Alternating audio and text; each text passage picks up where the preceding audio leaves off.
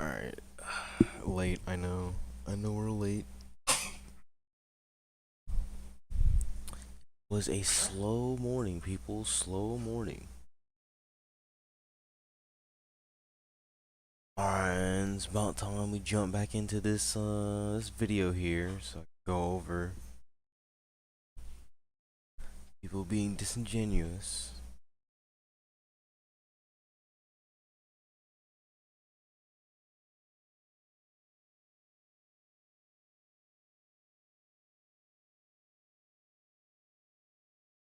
Oh my gosh, man.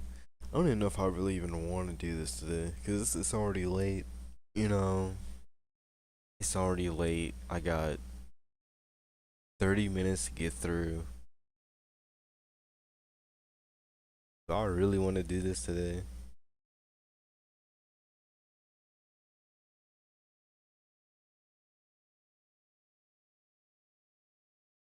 That's the question. Do I really want to do this today?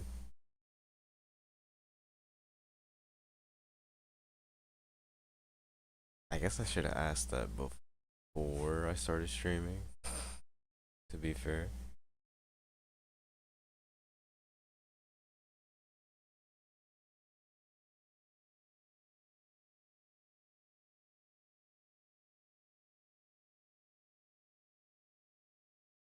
Let's get through it, bro. Let's get through it.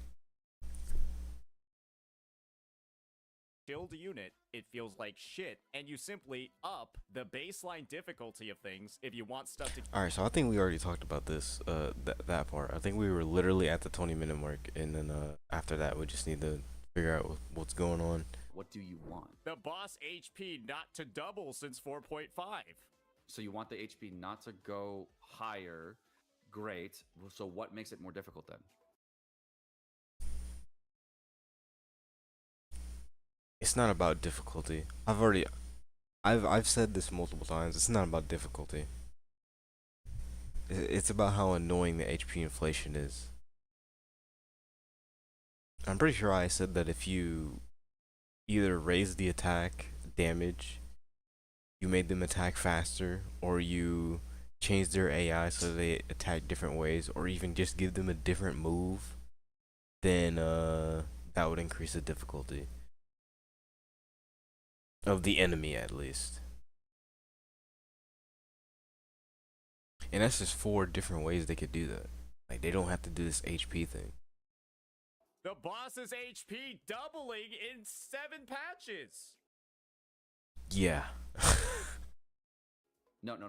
I'm asking what you personally want as a difficulty increase to the game. You say you don't want something, but I'm asking what would you want instead? A mechanic that every unit on the roster can interact with to defeat the boss versus a mechanic that only a quarter or even less of the roster can interact with. I'll bring up ZZZ as an example of a good mechanic in the fight that increases difficulty without shilling a certain element. The armored dog, that if you parry it 3 Okay, so Seka Pogo just straight up just isn't allowing him to like just finish his whole statement. He goes, "What is it?" But he's already about to explain what it is, but like he's talking in between what he's saying, bro. Like, let him finish. times or stun it, its armor falls off and it becomes way more vulnerable to damage. That's an amazing example of a boss that is designed well and is designed in a way that the entire roster can access the mechanics versus Genshin, where it's like, okay, you don't have something that can climb, go fuck yourself. Everybody can climb it though. Yeah, if I look up a guide on how to climb things in Genshin Impact, but I'm not gonna fucking do that because I have self-respect. I don't understand that point of view, but okay. There is a guide that shows you how to climb the pillars. The problem is that there are literally characters in the game that cannot climb the pillar. And if there's one character that can't do it, then the point still stands. Yeah, you can switch to a different character and then climb the pillar with that character, but like, my guy, the point still stands. Not every character is capable of doing it. And it's ridiculous because it's just a rock. Why can't I climb the rock? So here's what it is, man.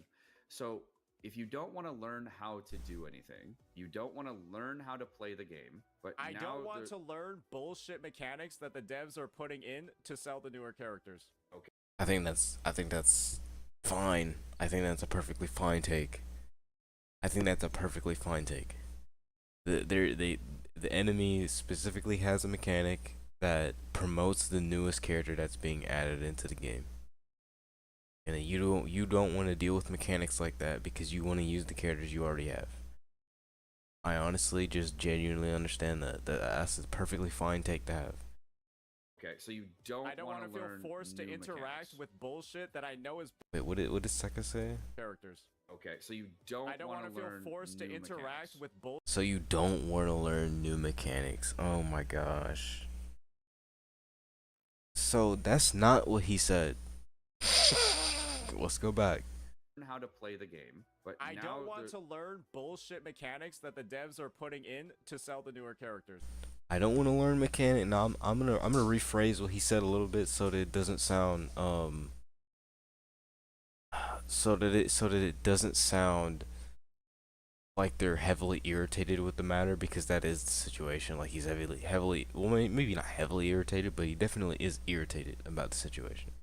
So he doesn't want mechanics that serve a purpose or can be seen, perceived as serving a purpose to promote the new limited character. He doesn't want mechanics that do that.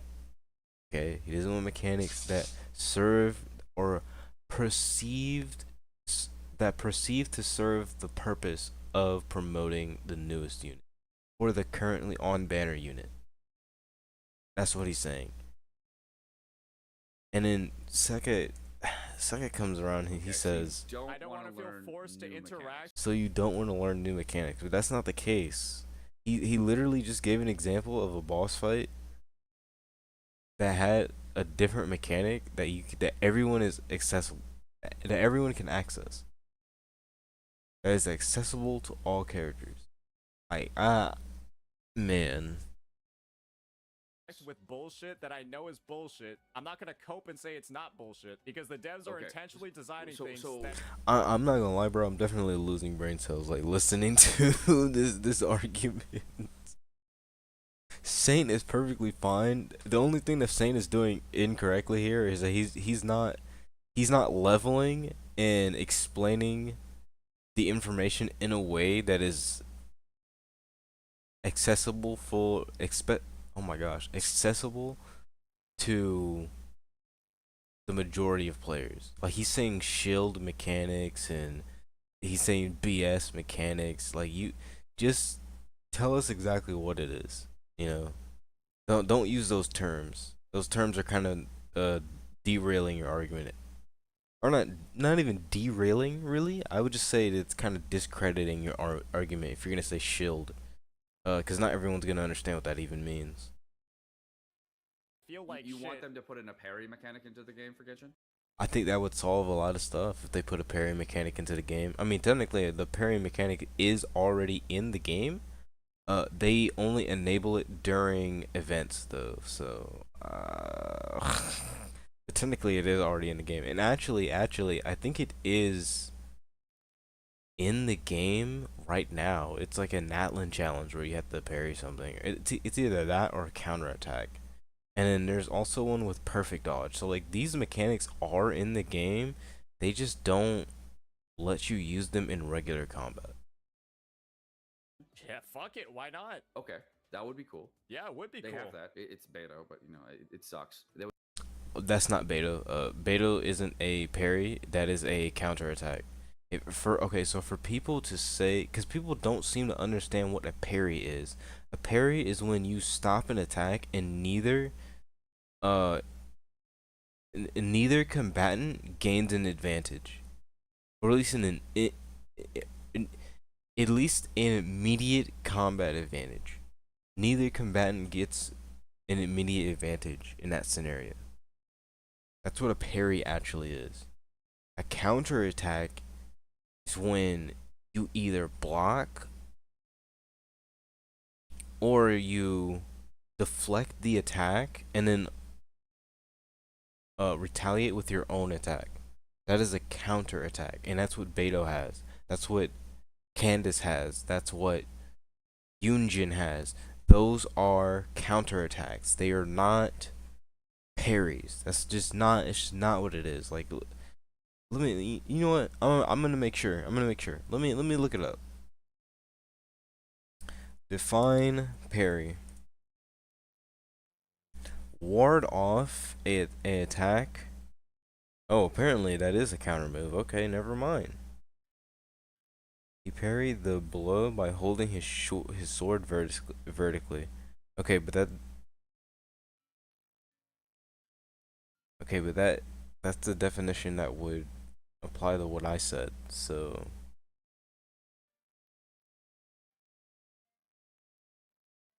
to ward off an attack or blow is the definitive definition. Yeah, it is. That is the definitive definition. It is to ward off a weapon or to my bad, to ward off a weapon or blow, which in a sense would be an attack.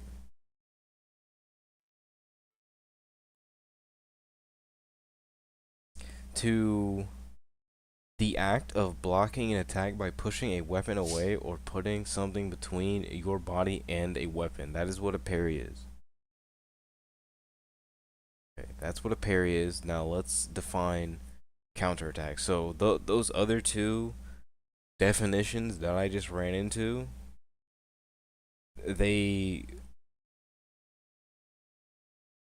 which by the way, that's Merriam-Webster. Let me see. Hold on. So here, there's this one, right? This is the Google one. Looks like it's from Oxford, maybe? Maybe it's from Oxford? Not exactly sure, but and then there's the Merriam-Webster, which honestly I would go with that one. That feels more correct, but and then there's this other Cambridge definition, which I don't really know if that's a good source, but I mean it's two out of three here. 2 out of 3. What is the meaning of the word parry? To block or evade a movement. I don't know about evade. That should just be straight up dodging. But yeah, like that. Like a parry is not like an actual counterattack. Like where you eat the attack, and then you release your own attack. So let's put counter attack up here. An attack made in response to one by an enemy or an opponent. And that's what Beto does, that's what Yunjin does, that's what Candace does. I don't think there's any other character in the game that has counterattacks. Like they enter a stance and then the enemy hits them and then they return an attack. Like I don't know what to tell you, but that's a counterattack. That's not a parry. A parry system is when you block the attack. You negate the offense that's being played, and then you go back into neutral. So just saying, man. Just saying. It would be cool if they did a better one. I No, said so. I'm saying it's like a boss. It will do an attack, and then if you time your attack at the right time as the boss is doing it, then it like gets stunned or something, and then that's how its vulnerability stage occurs. Okay, so what Sekapoko is about to say here is absolutely insane. Versus, No, that actually happens in Genshin 2. They have that. Yeah, so why is that not in the Abyss right now? No, they have that. Okay, why is it not in the Abyss right now? It is in the Abyss right now. You literally hit the two things on top of the pillars at the right time and they break the boss. If you So, what Sekapoko understands as a parry, because we were talking about parries, that was the subject matter.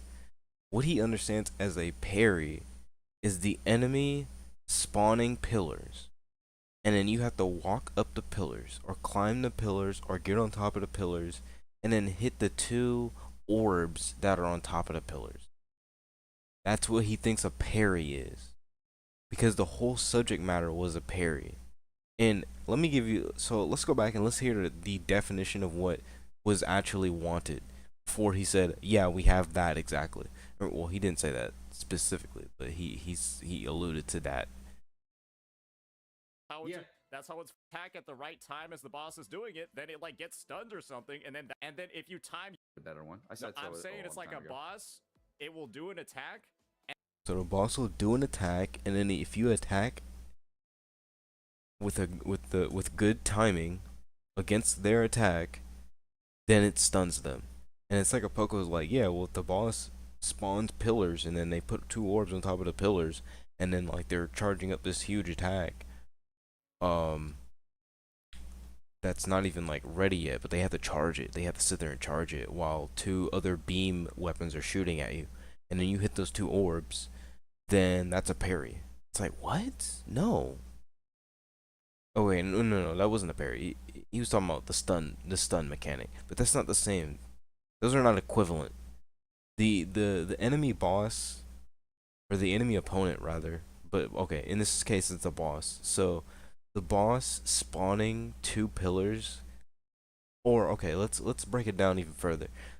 The boss spawning 2 obstacles, and then you have to hit the orbs that are on top of the obstacles that aren't even a part of the boss itself, and then the boss gets stunned because you hit those 2 objects, or the 2 spears on top of the obstacles. It's just not the same. It's not the same. If the boss is attacking and then I time my attack to hit their attack and then it stuns the boss, that is not the same as the boss spawning pillars and then I hit the 2 orbs on top of the pillars. It's not the same. Those are not equivalent. And then if you time your attack at the right time as the boss is doing it, then it like gets stunned or something, and then that's how its vulnerability stage occurs. And he's like, yeah, that's what the boss does. Yeah, you just attack at the same time that that boss. Now let me tell you what happens if you attack at the same time that that boss actually attacks. You're gonna take damage, and you're not gonna stun the boss.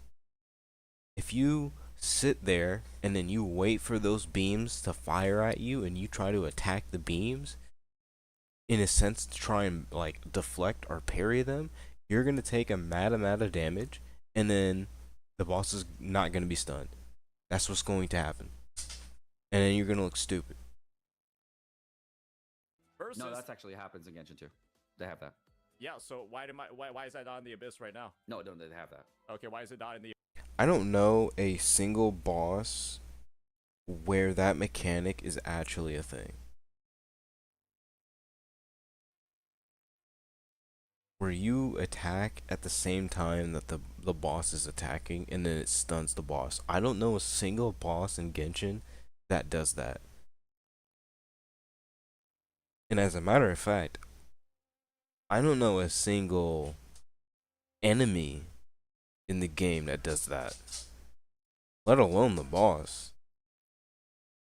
There's a lot of enemies that get stunned because of an effect from an attack. But it's like special cases. It's like Oshua Numa kind of a situation. Hold on, the dog is barking. Give me a sec.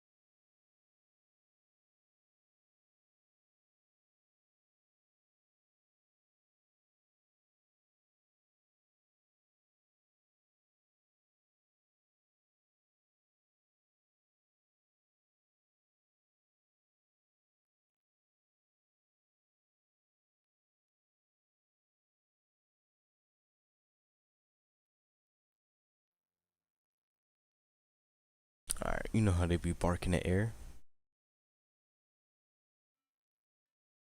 I said back into this now. The abyss right now. It is in the abyss right now. You literally hit the two things on top of the pillars at the right time and they break the boss. If you talk about how to I actually don't remember how Saint responds to that. break the boss to like mechanics, you basically will Oh. do the thing on Tulpa. Like Saint where answers you my kill the question. small Tulpas at the right time so it stuns itself, and then you could. Okay, so that is also not the same thing. He just gave two examples and they're not the same. So for the water boss, let me go into the spiral abyss and I can show you. But for this water boss, it spawns two tiny versions of itself, or not specifically two, but it spawns smaller versions of itself, and it essentially absorbs those smaller versions before it attacks you.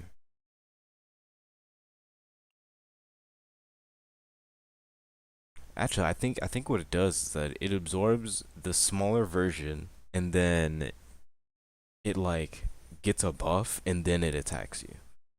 But if you destroy the smaller version, then it gets stunned for like a single second. It's not even like a real like actual stun. It like, you know what, saying stun isn't even good. I would say it just flinches, honestly. So let me go in here. Let's run, I don't know. Let's trying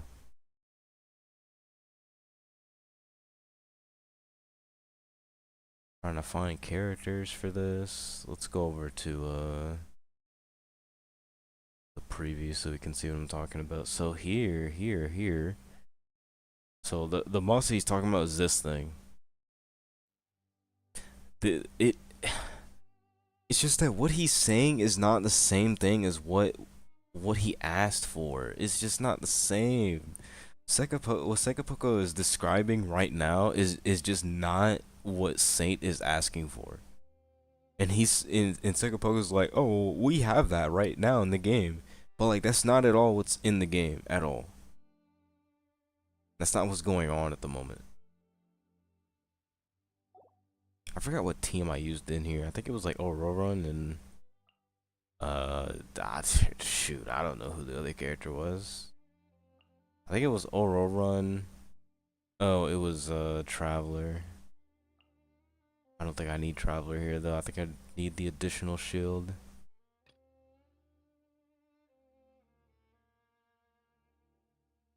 And then let's just throw Kenichi in there because I'm not actually. Oh, hold on. Hello? Okay.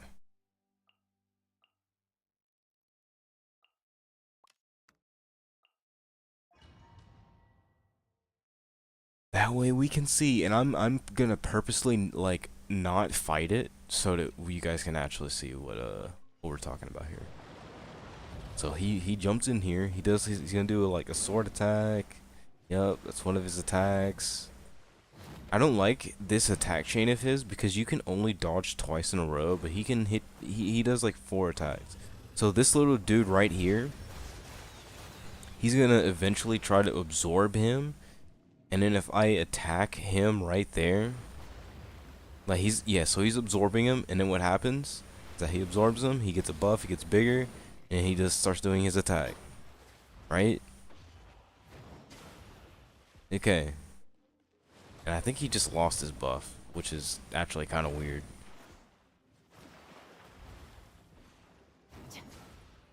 And then if he tries absorbing this guy, this is what happens if I kill him. So if he starts, okay, well I gotta wait apparently. Can you absorb him, please, sir? Please absorb him. Absorb that guy. Can you absorb that guy? Or one of them, please? Like, so I can show this, please. Go ahead and absorb one. Just absorb one. I know there's 3 of them. Just absorb one of them, my guy. One of these guys, just one of them. I just need you to absorb one. Brother. And then he's gonna do his big attack. Okay, great. Now, can you absorb one of the dudes, please? absorb one. Okay, he's absorbing that one, right? So then I break it, and then it makes him flinch, and then he immediately starts attacking. So what Sekapoko is saying is just not the case.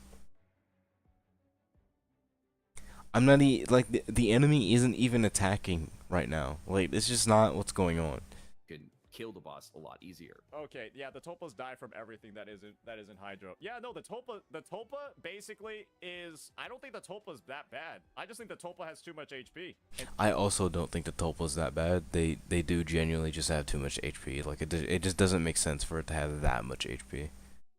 deals too much damage. The main complaint is about the Tulpa because pretty much every element in the game can deal with the Tulpa, except Hydro. Yeah, so I mean, so what's the problem with the other? Oh my gosh, bro. Him not being able to actually see the problem is just getting on my nerve. I'm genuinely losing brain cells. My guy, come on. Boss, every character in the game can get through Because that one too. every element, I don't need to use any specific character. I can use every unit in the game that isn't Hydro to kill the Tulpa. Okay, so what's the problem with the other boss? Is it too limiting, or like what? What's the problem? Because I can't use every unit in the game to do that. Because they don't do enough damage, or what? Because I cannot climb the pillar without specific units. Like Kazuha, or the free character they gave us, or like every character in the game can climb it. Okay. Every character in the game cannot climb it, so this point is completely irrelevant now. Cloran objectively cannot climb it. So your point, so Sekapoka's point, I mean, has gone down the drain instantly. I don't know what to tell you. Like his point has been evaporated because Cloran exists. Now, if Cloran could actually climb it, I guess, but like the issue is that certain characters still have it way easier to climb the pillar than other characters, and that is the problem. If every character in the game could just simply jump on top of the pillar and then jump again to get to the top of the pillar and then attack the thing at the top of the pillar, then this wouldn't really be a problem. But because you can't do that, because it's not that easy, because they didn't simplify it in that way, then we have a problem. Because now I have to time my jump, I have to time my dash, I have to know the exact geometry of where I can climb up on top of the pillar. Like, my guy, it's just unnecessary. It's just unnecessary for that mechanic to exist. Without watching a guy, like I don't like if there's a way for you to do it and it's fully free to play and everyone can do it. What's the problem? Because it's a pain. Like So everyone can't do it. So this point is mute. Like I just said, like everyone just objectively can't do it. It's intentionally designed to be a pain in the ass. It Which is what you know that difficulty it's is? intentionally designed to be a pain in the ass. okay, so There is okay, no so you other wanna- way. is Okay, let me go know see what that he says here. It's intentionally designed to be a pain in the ass. Which is what you know that difficulty it's is? intentionally designed. Which is what difficulty is. If it's designed to just be a pain, I don't think it's difficulty. I just think it's annoying. If something is designed to be a pain, I don't think it's difficulty. I just think it's annoying. Like, okay, so let's say I'm painting an apple. Right? Let's say I'm painting an apple.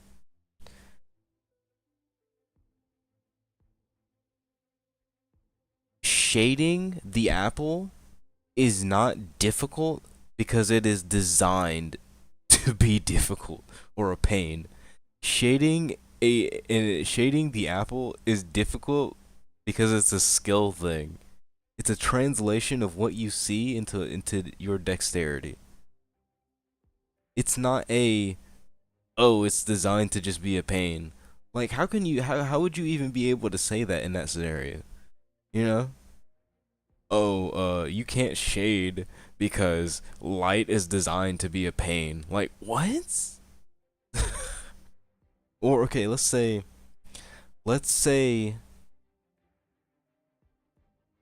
math. Let's go with math because math is more universal, right? Math isn't designed to be a pain. It's not. It's not designed to be a pain. It's designed to provide a challenge. A challenge for problem solving. But then again, I guess they don't teach you that's why math is a very fundamental thing for us to learn. But I mean, my point still stands. Like, math isn't designed to be a pain. Math is actually quite necessary in our world to have. We have to have math. If somebody says that 1 plus 1 is designed to be painful, like, what are we talking about, bro? No.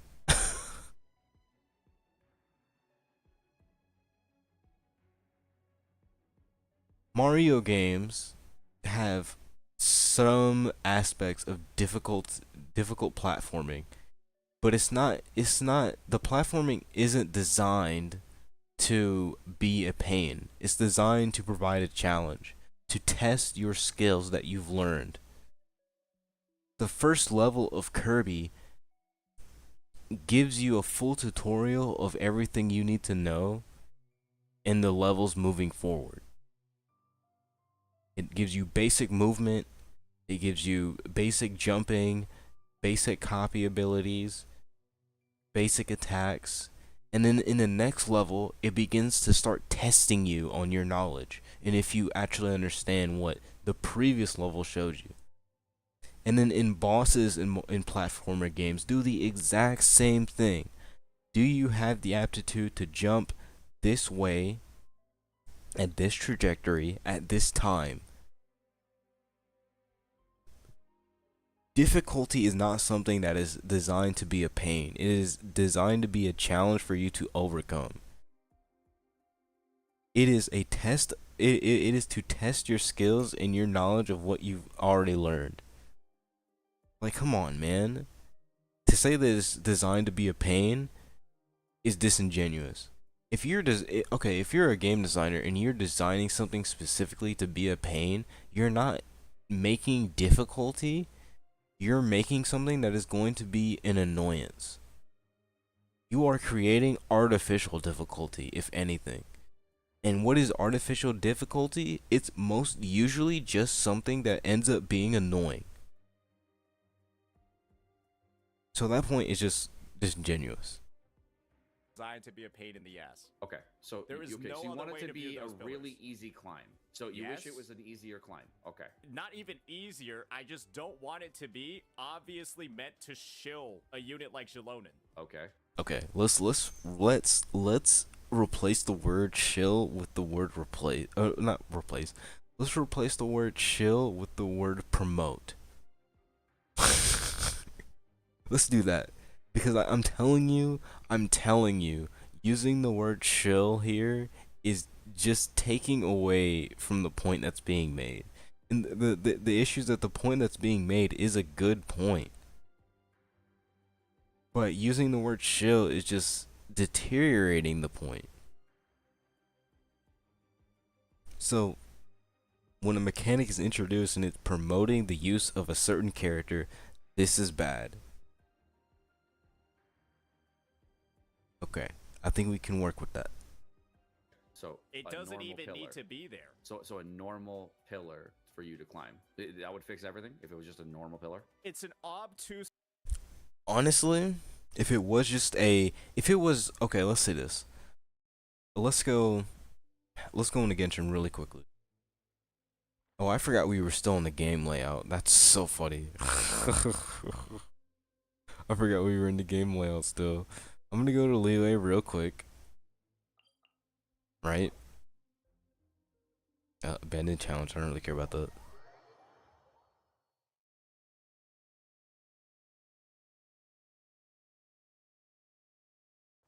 Alright, and then I'm gonna go get Traveler.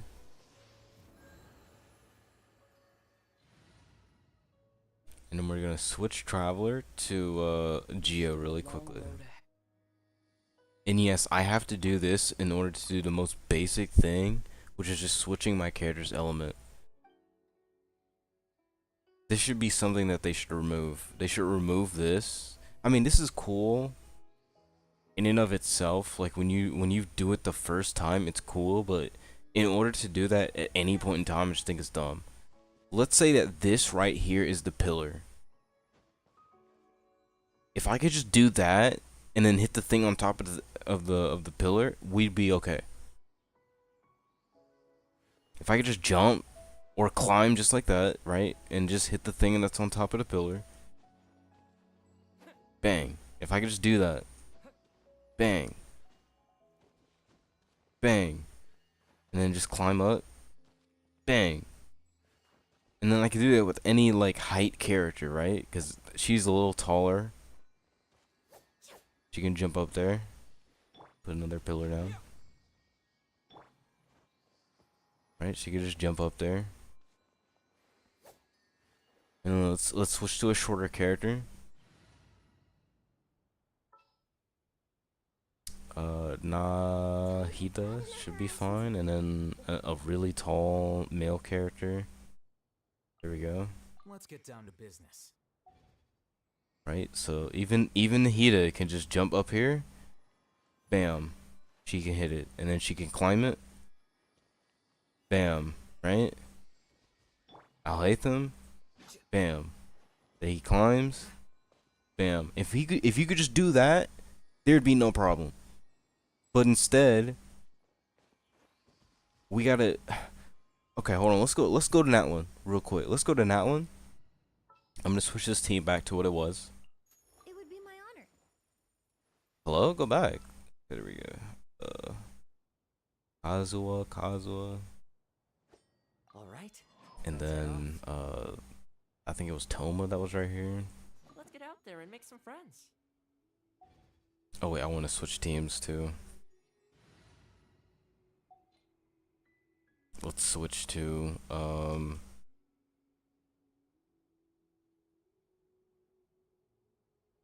is there a team with Traveler in it? Oh.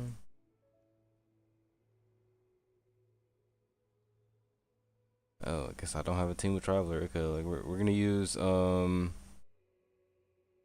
this team, I guess, and then I'm gonna put Traveler in there. There's still a long road ahead.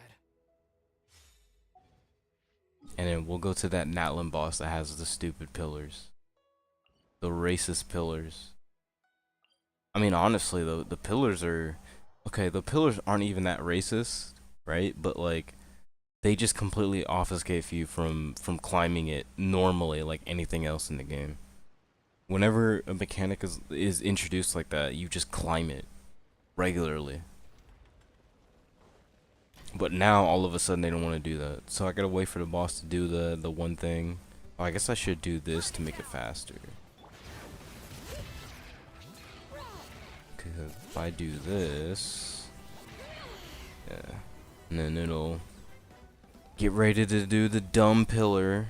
Now I'm gonna show you why what he said is stupid.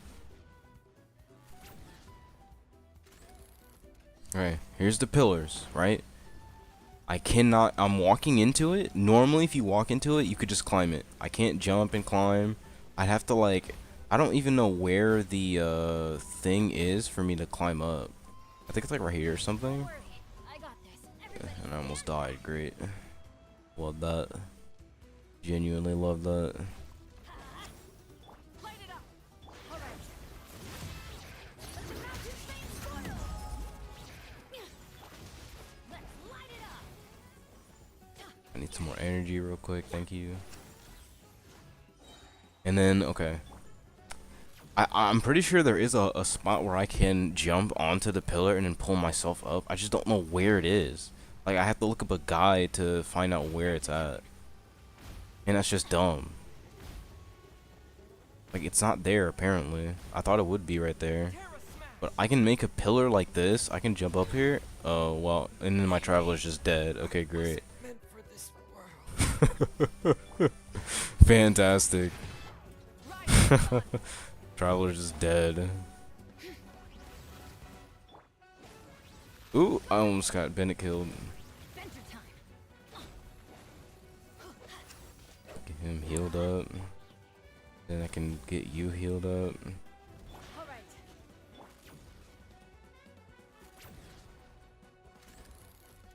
Okay, and then again with Traveler, I can do this. I can set down a pillar. I can jump on here, and then I'm pretty sure, yeah, I can jump up here and do this, right? But like, not all character. What if I don't have Geo Traveler?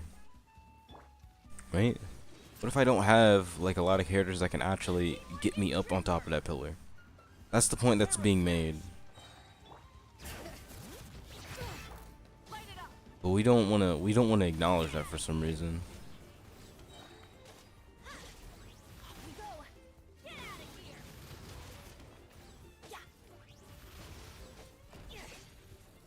And then I'm gonna show you with Xylonin real quick, because Xylonin just makes it mad easy to do. Right, the pillars are back. Okay, then I can just climb up the pillar like that. Like what are we talking about, bro? And then with Mavuika, she can do the same thing with the stupid motorcycle. See, just like that, easy, not even a problem. I just. Come on, man.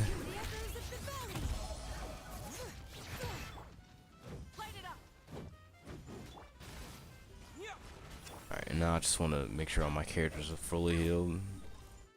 Xylonin. Alright. Like, have I not made it clear? And granted, I tried to climb it with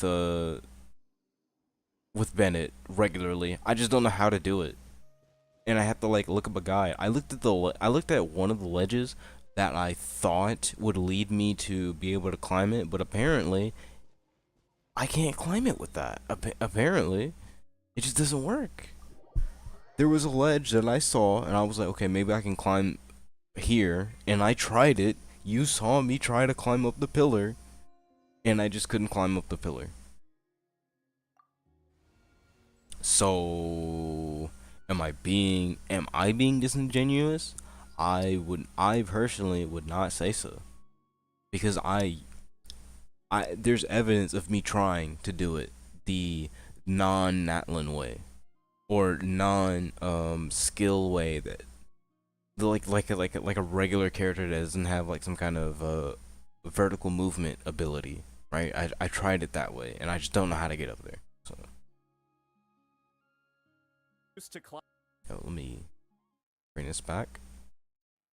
Pillar that obviously shills the newest character. Promotes. On No, top no, of I'm the asking HP doubling. if it wasn't a not long character, only like easy climb, whatever, that would fix the problem for you. Don't even make it a pillar. Just make it 2 things you need to hit. You know what's really funny about that boss? Like those the seahorse? pillars immediately die from any contact. You don't Yeah. even have to deal damage to them. You simply need to hit them and they disappear. Yeah. That is crazy. I understand why that here's the problem with those pillars, right? Those pillars are obviously supposed to tell you a little bit of environmental storytelling, because the robot or the ancient dragon mech is supposed to be extracting energy from the pillars. That's what it's trying to do. But those pillars just don't exist within like the Spiral Abyss normally. So it just has to spawn them. Even in the regular boss fight, it just spawns the pillars. I suppose it makes sense in Natlin, but because those like pillars aren't just in the area, it just takes away from the fight. It's cool for environmental storytelling. It just doesn't work that well, because it's not something that's actually like regularly interactable within the world. It's just something that spawns in. Why would they put a mechanic like that in the game where the pillars don't even have HP? They just blow up the second you hit them with anything. And then the only obstacle is getting up them. I'm honestly really trying hard to understand He's not trying to understand. what the problem actually is. Now, okay, if you guys have been watching the past few streams, I want you to tell me what the problem is. Because I've already stated what the problem is multiple times. the actual issue at hand. I've already stated it multiple times.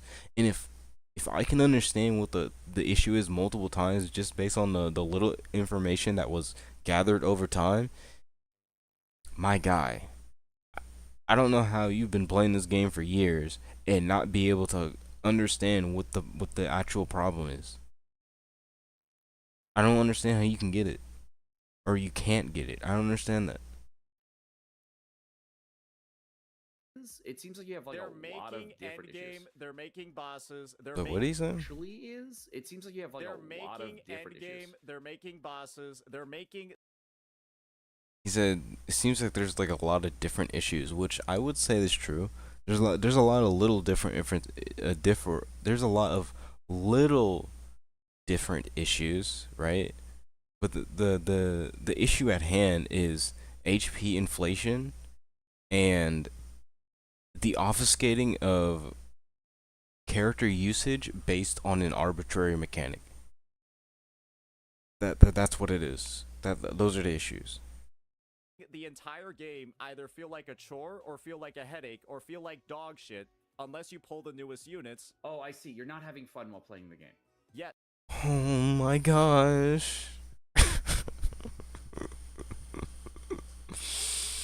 Is that statement not in bad faith? That statement's in bad faith, right?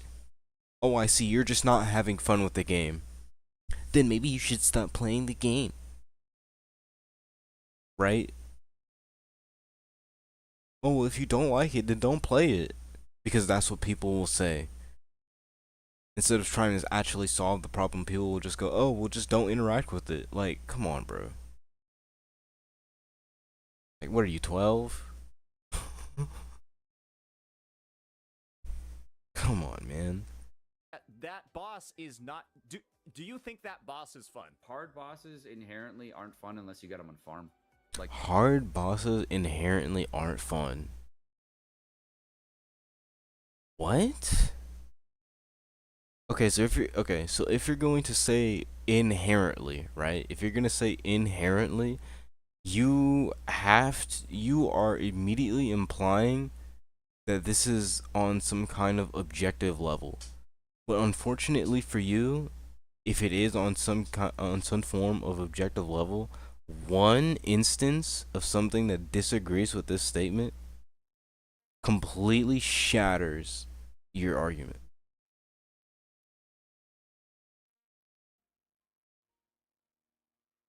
Let me see an enemy in Genshin that people say is hard that I actually find really fun. Cause I'm sure there are quite a few bosses in here that people don't tend to like that I find fun. I mean, also I like the combat anyway, so I don't know what to tell you. I actually don't like this boss fight. It does definitely it has the same obfuscating issues as that pillar boss. It has arbitrary mechanics that just make it annoying to fight. Unless you don't have certain characters, then kind of screwed. People say that the Arlecchino boss fight is hard. I don't think that boss is hard. And you know what? You know what's funny? I don't think this fight is fun, and it's because it's not hard. It's not a hard fight. It's not interesting. It's not interactive. Same with this one. People would say that this is a hard boss fight, but like it just has a bunch of HP and it like hardly ever attacks you. And it just floats in the sky, right? Like it just gets it's just annoying. This fight I do like. It's because the boss actually does fight me. Now I don't know if people think this boss is hard or not, but I find this boss fun because it actually interacts with me and I have to actively engage with the boss. I don't like this one because the boss just teleports all over the place and then he shoots a one like a Oko at you. I don't like it. I don't like this boss. I think this boss has arbitrary mechanics involved. People say that this boss fight is hard, but I love this fight. So, again, like his points are just wrong, or not wrong, but like they're just in bad faith.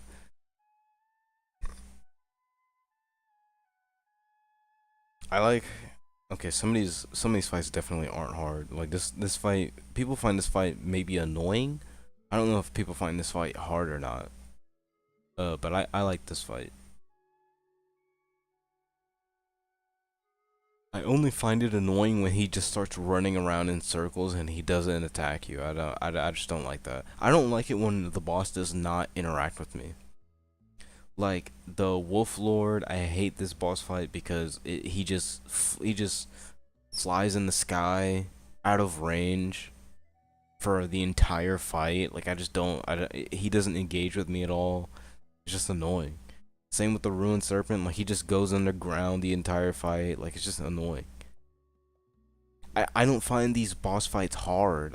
I just find them annoying because they either don't engage with me, they don't interact with me, or they run away from me the entire time. I find that annoying. Like if I'm entering combat, I want you to fight me. Like I don't want you to run away from me the entire match. You know how in Smash Bros when people just run away and then shoot projectiles at you, you start getting annoyed? It's not because that player is just way better than you or they have like an absurd level of skill, so fighting them is hard. No, it's just that them running away from you and shooting projectiles at you is just annoying. It's like a fly darting around your head. Like it just gets annoying after a while, my guy. Like come on. So you know what's funny? Sometimes if you get like comboed to death in Smash Bros, like it's not like a situation of it being difficult. It's just annoying. It's like man, I can't even get out of this combo. Like I'm locked in, you know? Like it just gets annoying. Oh my god, we really need to understand the difference between difficulty and annoyance. Genuinely, we need to understand the difference between those things. Like any game, like if you're not farming, if you don't know how to fight a boss correctly, you just not having fun unless Why you're is like that boss hard? learning it. Why is it hard? Yeah. If you don't know how to fight a boss correctly, you don't find it fun. I would disagree. I would wholeheartedly disagree. The In Metroid Dread, there are enemies that will coordinate with one another to attack you.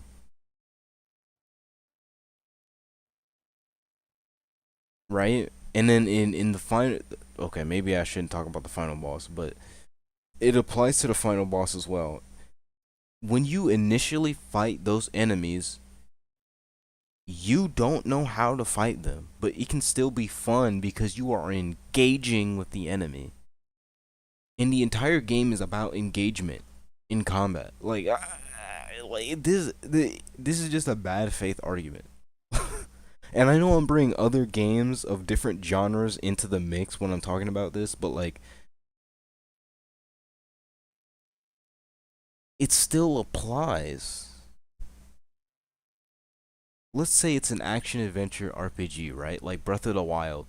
I might not know how to fight a Lionel the first time I fight it, or I might not know how to fight a Guardian the first time I fight it, but it can be fun to fight that still, cuz you still have to engage with the enemy.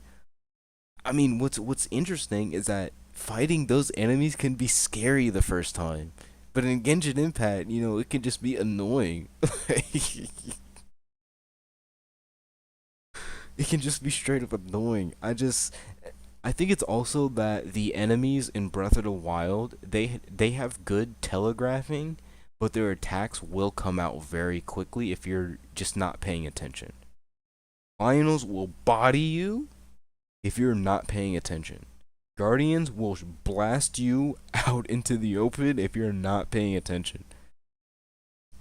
And what's interesting is that Guardians only have one attack. And you know what's crazier about Guardians in this situation? Guardians only have one attack and they can still be the most terrifying thing in that game. I'm just telling you, like the argument he's making is just in bad faith. Simply put. because it has a mechanic that limits you from doing damage at all times. Typically, what you said earlier was you're able to DPS every single boss in the game without trying, and that's why Genshin's bad because it's you just have to learn the rotations a couple Yeah. times, and then But that's okay. So that's not why Genshin is bad. It's not. So first off, I don't even want to say that Genshin is bad because I don't actually agree with that statement. I think the combat of Genshin Impact is fun, and I do think it's a they're perfectly fine mechanics. The thing is that with difficulty in this game, it's hard to inject difficulty that doesn't end up being um some kind of artificial difficulty, because what they choose to do is make HP inflation their go-to, and they don't go towards, oh, how do we make the AI smarter, or how about we increase the attack, lower the HP just a little bit and increase their attack damage, or make them attack a little bit faster, or give them new attacks. They choose to just instead go with the HP inflation method.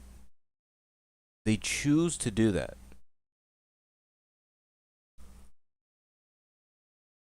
When they really do not need to go down that road.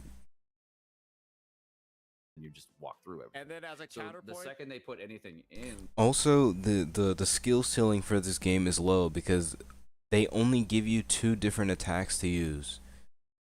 They give you your skill and then they give you your burst, and those are the only real things that you can utilize. You can do normal attacks, but it's only for like the main DPS that you're really going to use normal attacks. Just saying. Sometimes the normal attacks are just filler attacks, just to add in chip damage. that's a counterplay to your unga bunga strategy of just spam left click. Now it's not okay. So so what we I want is literally, a so fight that's kind of okay. like where the Let's enemies are time out hitting right you there. at Let's the same time out time, right there real fast. So I'm just gonna put a stop to I didn't that. say I liked the I'm design gonna of this put a boss in stop to what you particular. just said right there because He keeps trying to interject and he's trying to make a point, but he keeps interjecting. literally brought up the example from ZZZ of like a good built-in boss mechanic. Yeah, I was with, trying to get to with that point. damage I'm trying to get to that point.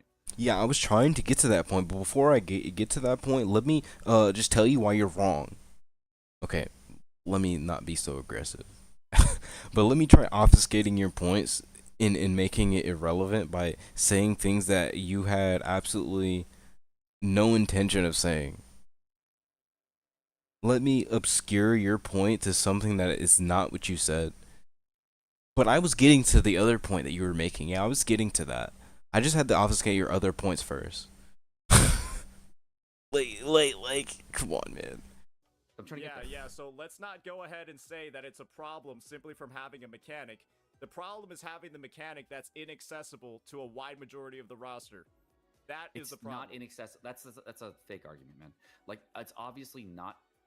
So what Saint Tota said about it being not accessible to all characters, okay, so not to defend Genshin, but the fact of the matter is that it's objectively not inaccessible to the vast majority of the cast. It's just that it's more, you have to do more to make it accessible to the vast majority of the cast. That's the thing. Some characters just make it super easy. They have a one button solution for the task at hand, while other characters have to do a bunch of trigonometry in order to in order to do the same thing. That is the problem.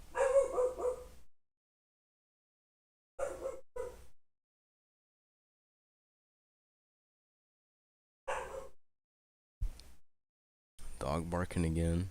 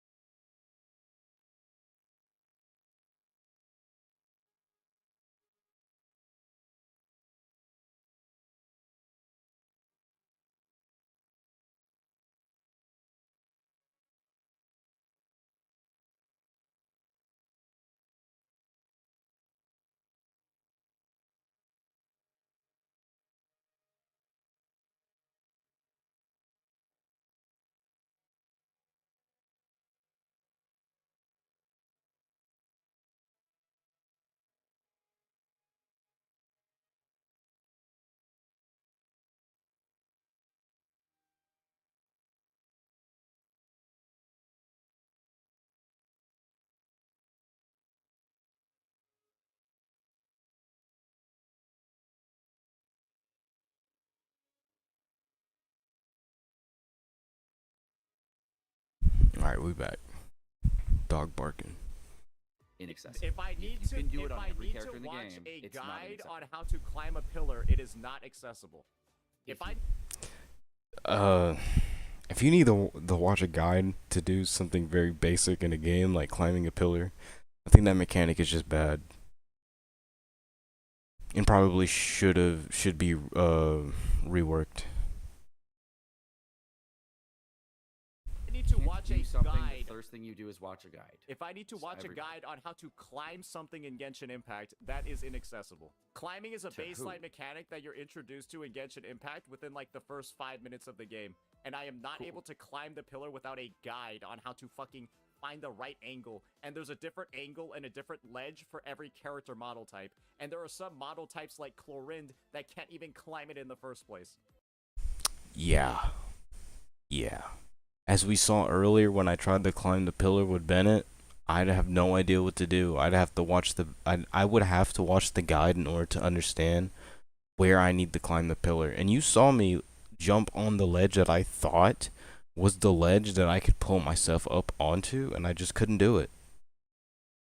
So I'm just sitting here like, okay, well, I don't know what to do. Like, nothing's working, so let me go grab a Natlin unit so I can jump up here. Or use Traveler so I can make a pillar on the ground, but like, that's just ridiculous, man. It's just, if I have to do something like that, I just think it's a bad mechanic, and it just needs to be reworked. That's just what it is. So it is inaccessible. So you have 4 characters in your team. You press the number 1 on your keyboard and switch to a character. Yeah, but you would still have to. Okay, but here's the thing, bro. You would still have. Okay, let's say I have a team of Bennett, Jiangling, Layla, and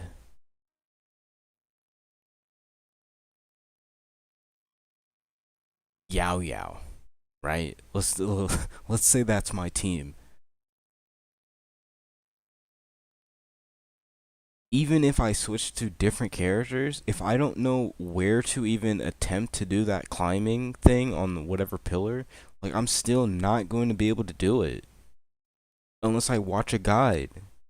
And then even then, I have to like make sure I'm jumping at the right time. I gotta make sure I'm dashing at the right time. I gotta make sure I'm approaching at the correct angle. Like, that's just too much. It's just a bad mechanic, bro. Let's stop trying to defend this. That can climb it. Oh god. And so now I have to So hard. memorize the precise geography, the precise fucking geological structure of the rocks to memorize and keep in mind which angle I am able to approach from based off the character model type. Is that That's- not just that's a a couple complete different ways of pain doing in it. the ass that He said there's a couple of ways of doing it, but no, like, if we want to do it efficiently, there's like only there's like 1 to 2 methods. Either okay, 1 to 3 methods, right? You either have an Natlin unit that can climb up walls, right? Or jump high, or Spider-Man, or has a flying motorcycle, or you have a character that can jump high, or make a structure that you can climb so that you can climb the other pillar. You know what's crazy? You have to have a character that can either jump high or can create a structure that you can climb to climb another structure. What? Bro, I'm telling you, this is just simply a bad mechanic. Let's stop defending it. doesn't really need to be there. It's now like I didn't say there was it's a a great memory mechanic check that was of, like like- the best thing ever. it's like a memory check. I didn't say it was a great mechanic. I just said that anyone could climb it. I'm sorry. I don't mean to do that, but like it's actually irritating me. Genuinely, it's getting on my nerves. Like, it doesn't make any sense, bro. It just doesn't. It doesn't make any sense. Of like how can I remember what angle the rock looks like from like the approach? That's just a chore. It's just a pain in the ass. It's definitely unnecessary.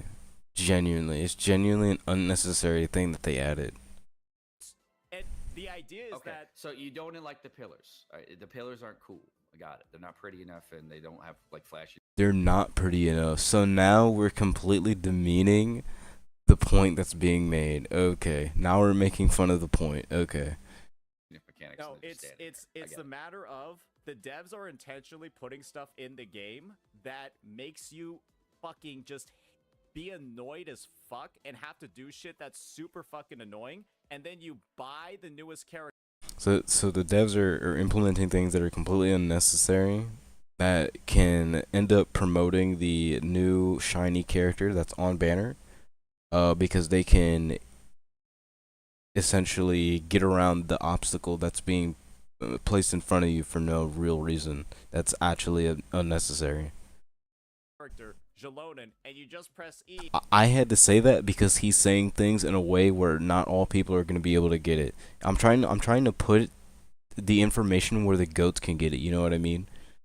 And you're like, whoop, and you're up there. It's basically adding quality of death to the game instead of I don't like that term, quality of death. I mean, I get it, but I don't like the term.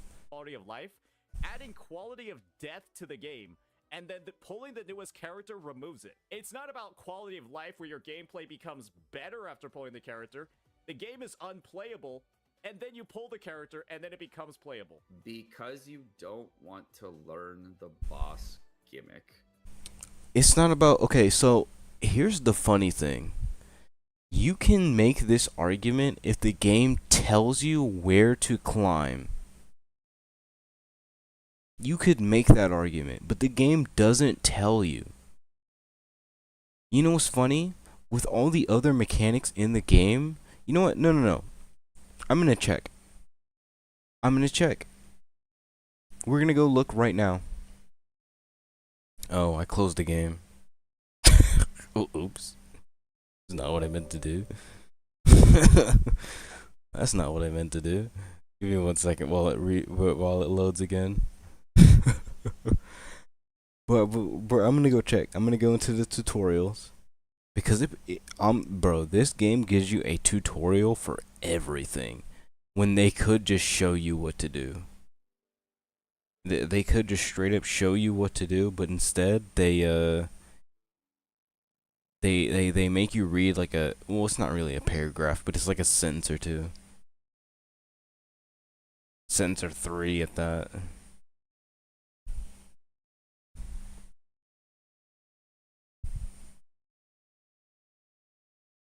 Oh, not the bots. The bots have entered the chat. I don't have my what's it called open.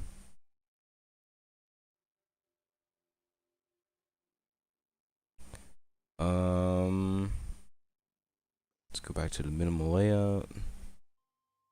Let's open the tutorials. Let me put in Phlogiston.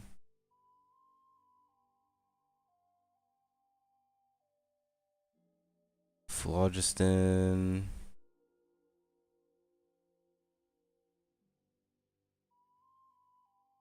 Unstable phlogiston crystals. Nope, that's not it.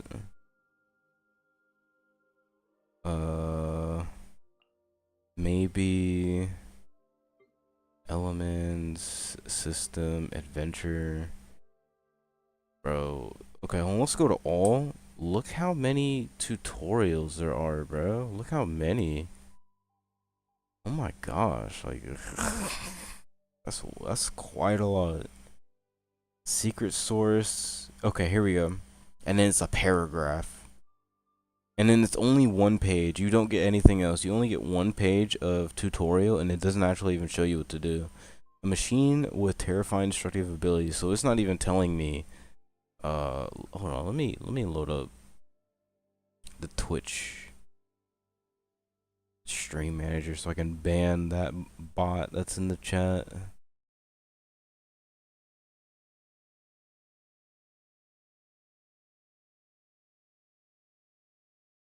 Oh great, I gotta reload it.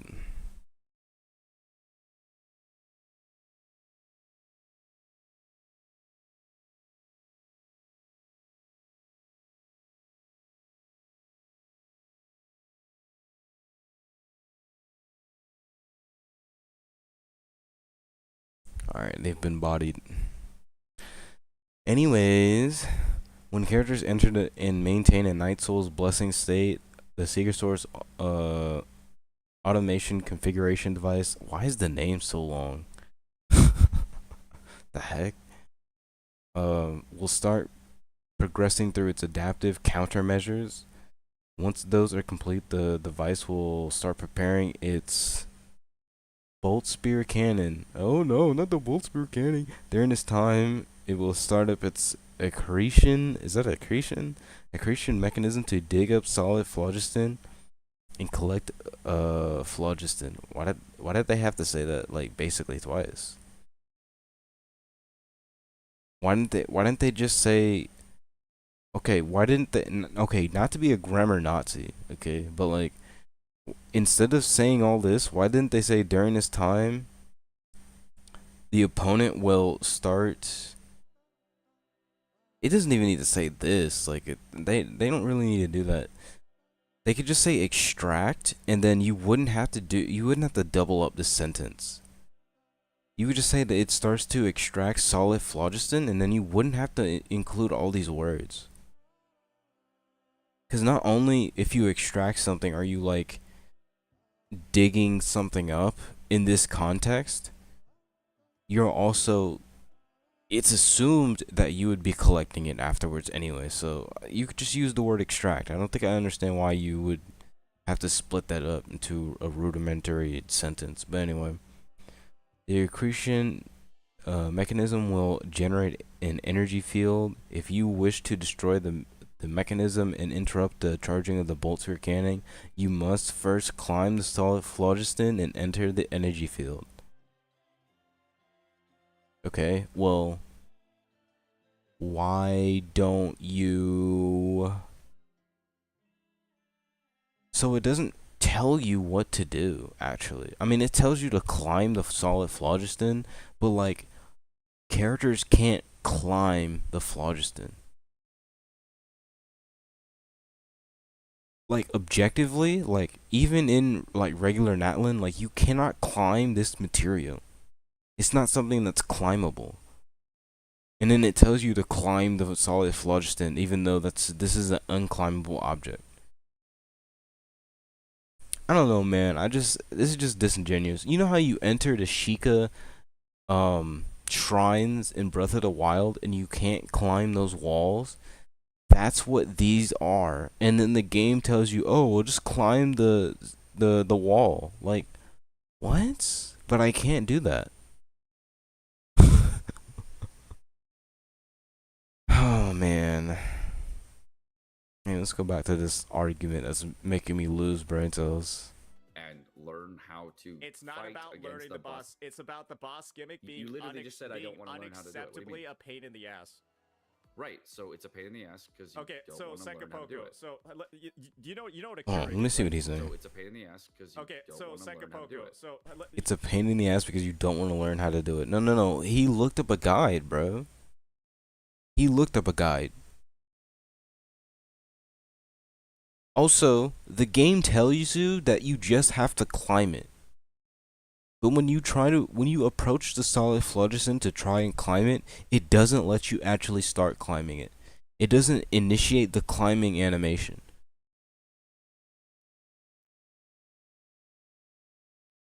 So what do you want me to believe? Do you want me to believe that I have to climb it even though it won't let me climb it, or just allow me to think that I'm just doing something wrong? And then I just wait for the boss to just do it. The first time I fought that boss and I couldn't climb the phlogiston, you want to know what I did? What I did, I jumped around the pillar multiple times, right? I had a bow character at the time. I think I had Tenari, and then I shot up at the thing that was on top of the pillar. Cause I think my team was like Raiden, Tenari, Nahida, and like Baiju, right? I think that's what my team was when I first fought the boss. Because I never fought the boss, right? It just looked like another like enemy, like the Ruin Grader. So I was like, oh well, EM deletes these guys, right? So I run up there with my EM team, and it spawns the pillars. I try to climb it, and then like it's like I'm running into a wall. So I try shooting at the thing that's on top of the pillar, and obviously I couldn't do that. And I'm getting shot by these the drones that are shooting at me, right? So I just run away from the middle because I don't know what to do. And then it shoots the giant bolt spear at the ground, and then it like kills one of my characters. But how was I supposed to know that's what it was gonna do? There was no telegraphing. I don't know what's going on. I can't interact with the boss anymore, so I don't know what I'm supposed to do. And the game doesn't tell me. Other than climb the pillar. But when I tried to do that, I literally couldn't. So I don't know what to do. You know what a Keurig is, right? The coffee machine? Yeah. Sure. So let's just say there's a Keurig, right, that you have at your house, and then unless you use a specific type of coffee cup or a coffee brand, you basically have to put in a 30-key passcode to get your coffee in the morning unless you use a specific type of pod. And if you use the right Keurig pod, you can just make your coffee right away. Or you can Now what Sekapoko's gonna say here is absolutely insane because it plays into what Saint Tontas has been saying this whole time, and Sekapoko doesn't realize it. Or at least that's what from what I remember, that's what happens. you can just get an So- older Keurig. Does that mean you just want easy mode? You just don't want to learn the mechanic. Wait, hold on. But What does it say? Right Keurig pod, you can just make your coffee right away. Or you can just get an So- older Keurig. Or you can just get an older Keurig. So you can just take the easier option out. Interesting. Does that mean you just want easy mode? You just don't want to learn the mechanic. That's just another way of doing it, man. There's a lot of different ways of doing it. That's just another way of doing it, but I'm just gonna pick the easier option. I mean, is this not hypocrisy? Is it not hypocrisy though? You Different just don't things. want to learn the mechanic. But that's not a video game. That's an inconvenience life tool. Okay. But this is okay. It's not a video game, but it is a mechanic. Right? Like we're talking about mechanics here. If object A does X and then object B does Y, these are mechanics. And he gave you a mechanical example. It's not about whether the medium is a video game or it's a coffee maker. Like we're talking about mechanics here. If the coffee maker obfuscates you from making coffee because you don't use a very specific coffee brand on, and then if you don't use that brand, you have to put in some passcode. Like, come on, man. That's still a mechanic. An absolutely arbitrary mechanic, but it's still a mechanic. A gimmick, even. You could sit there and complain about an issue, but if there is a solution, Yeah, you just can learn blame the the 30-key system for passcode. looking down on you, or you can just fix the problem. I don't like this notion because, okay, so let's go back and listen to what he said again. Solution. Yeah, you just can learn- You could sit there and complain about an issue, but if there is a solution, Yeah, you can just learn blame the the 30-key system for passcode. looking down on you, or you can just You can sit there and complain about an issue, but if it has a solution, you can either wait. Let me listen to that one more time. But if there is a solution, Yeah, you just can learn blame the the 30-key system for passcode. looking down on you, or you can just fix the problem. You can blame the system. Wait. You can blame the system for looking down on you, or you can just fix the problem. I don't think he understands that what he just said goes completely against what he's even arguing.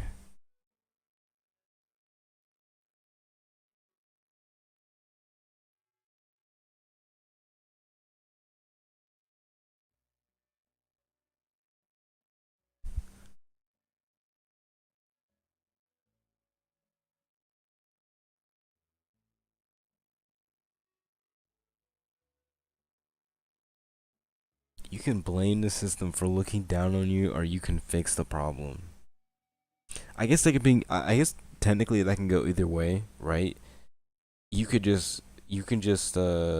can complain about them about this mechanic, or you can boil it down to skill issue and just learn how to deal with it, or you have a problem with the mechanic and then you advocate for the mechanic to be changed so that it makes sense for all characters to be able to interact with it.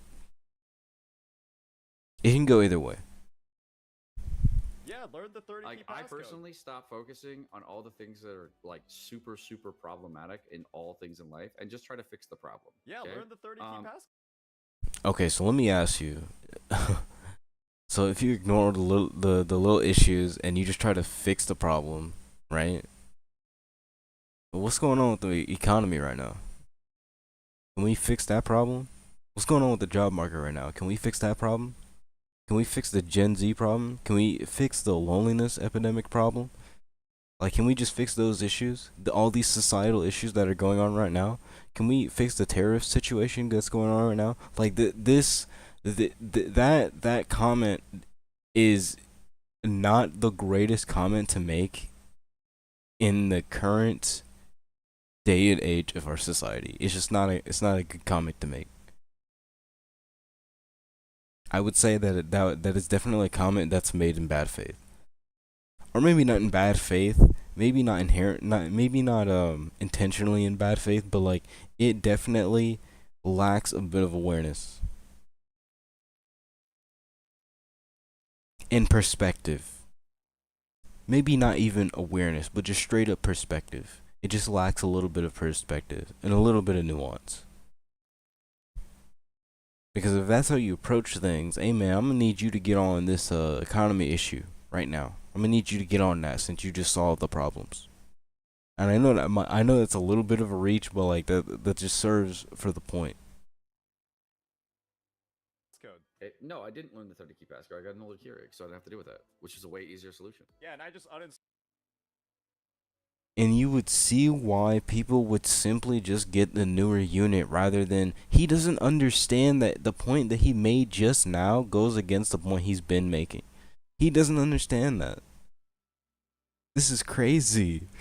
Install Genshin Impact and I don't fucking play it. I just play WoWa instead. That's the easier solution. Yeah, it's an easier game, so I understand. I mean, you said so yourself, right? To say that Wuthering Waves is an easier game than Genshin Impact, I think that's very disingenuous. Because again, the skill ceiling for Genshin Impact is not very high. It's very low actually. Because you learn you learn rotations, you learn your team synergies, or not even team synergies, but your elemental synergies, right? Okay. Maybe not even elemental synergies. So you learn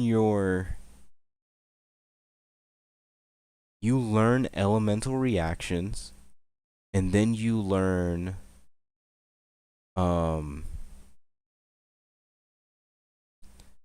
team composition, and then you learn your rotations, and that's it. That's all you learn. And then I guess you learn dodge windows for enemy attacks, right?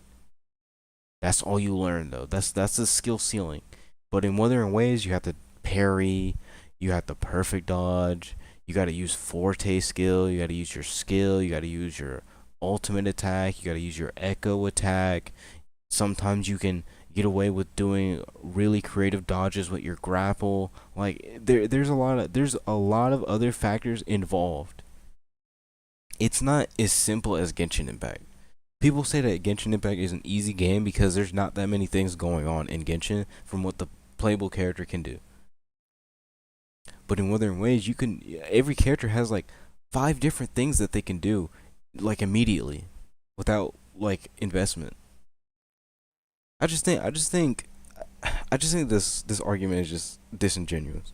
To say that Wuthering Waves is just easier than Genshin because it doesn't have arbitrary mechanics is just crazy. It's crazy to me. Right. I think you're conflating difficulty with quality of death. I think you're really conflating the two. I think you're getting the definitions of. He's definitely mixing up difficulty with HP inflation, because Genshin has HP inflation, while as Wuthering Wave actually has mechanical difficulty. Like there's timings, there's attack windows, there's the stagger bar you have to pay attention to. Like there's way more things that are involved in Wuthering Waves than it is in Genshin. And I don't even play Wuthering Waves like that, bro. Before somebody tries to come in here and be like, "Oh, you're a Wuthering Wave defender," before somebody comes in here and says that, I don't even play Wuthering Waves like that. I play Genshin way more than Wuthering Waves. I play Genshin 9 to 10 over Wuthering Waves. Like you can't even come in here and say that. But I'm not gonna sit here and defend Genshin Impact for absolutely zero reason. It just doesn't make any sense for me to do that. It's a bit wrong. Okay. That's called artificial difficulty. Okay, artificial difficulty is self-imposed difficulty. Alright, this is the point in the stream where we're gonna completely shatter everyone's understanding. So, I already had this prepared. Artificial difficulty. Now, this is an AI overview, right? But the AI overview kind of like compiles most of the things that's being said online into one place. So there's like a bunch of links on the side here and below that go into more detail and like show where this AI overview is getting this information. And honestly, I don't like the AI overview. It's kind of garbage sometimes, but in this case, I have looked at some of the other links beforehand, and they all essentially come to the same conclusion, right? The game design choice that makes the game harder by resorting to cheap, unfair tactics rather than presenting a genuinely challenging experience that relies on player skill and strategy. What Genshin Impact does for difficulty is that they raise the HP of the enemy and they just leave the enemy being nearly identical to the overworld version. Sometimes they start an enemy off with a shield rather than allowing them to do their normal attack cycle.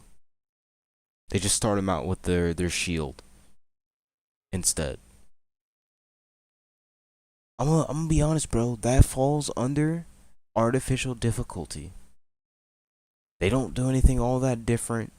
They just add a bunch of HP and then they throw a bunch of shields on the enemies and then call it a day. That's artificial difficulty. Now give me a second. I'm gonna look up for self-imposed difficulty, which, by the way, self-imposed difficulty would be a Nuzlocke in Pokemon.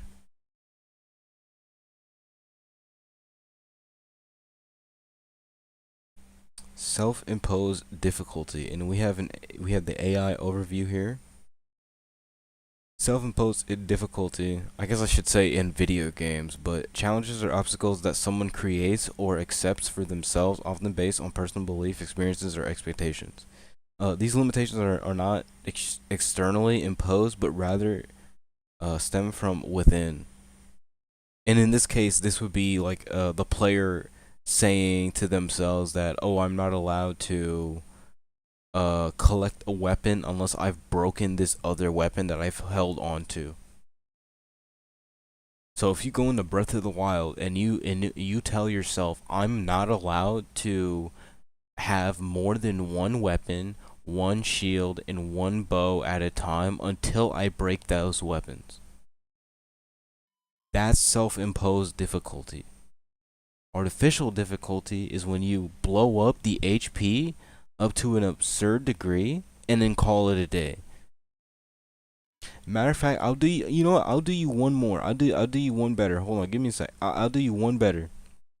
Let's look up. Let's look up Bullet Sponge. Let's look up Bullet Sponge. In the context of video games, a bullet sponge refers to an enemy that has an unusually high amount of HP, making it difficult to kill even with powerful weapons. It's often used as a oh my gosh, derogatory term. Oh my gosh, I said it wrong again. Implying that the enemy is challenging more due to its health bar rather than actual tactics or abilities. So, what have we learned today, class? What have we learned today?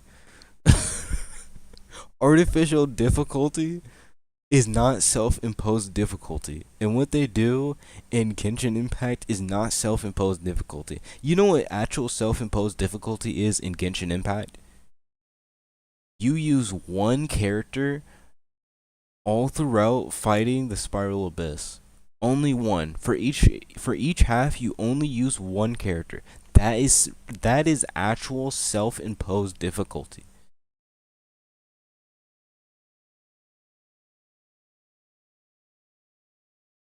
The enemy having inflated amounts of HP, copious amounts of HP, and turning them into a bullet sponge does not make it self-imposed difficulty. It makes it artificial difficulty.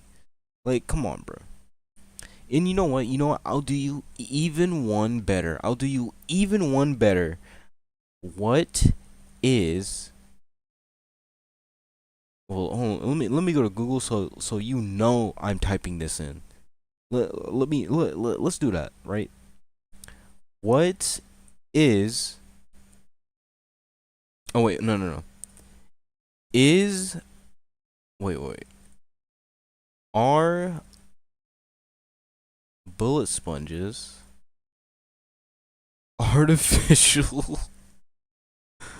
difficulty? Yes.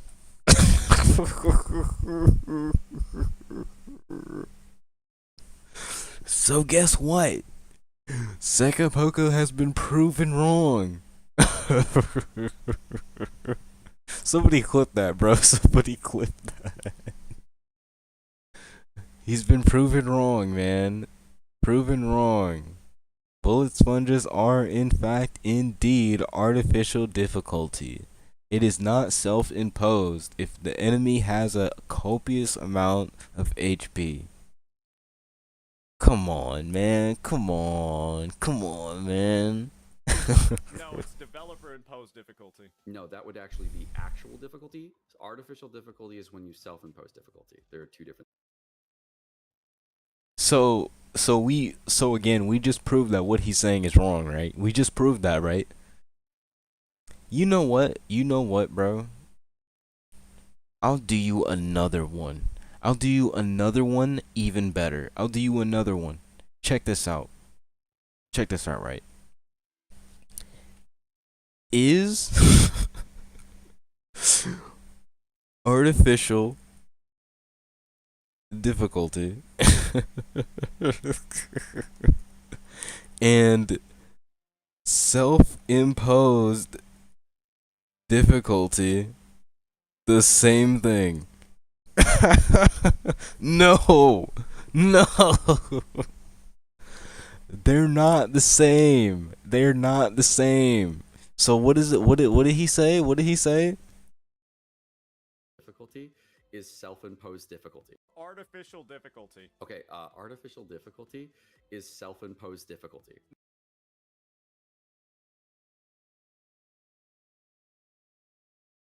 Do I need to say anything more?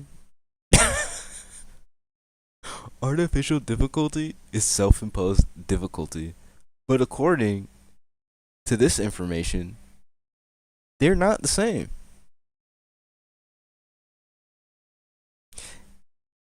And you don't even have to believe this. If we just look at the definitions of these other terms by themselves, we can tell that they're just not the same.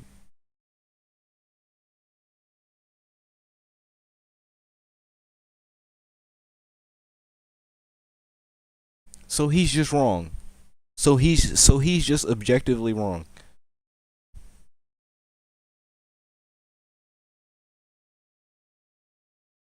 I'm not trying to be that guy. It's just I don't like it when people are disingenuous and are using words incorrectly. I just don't like that.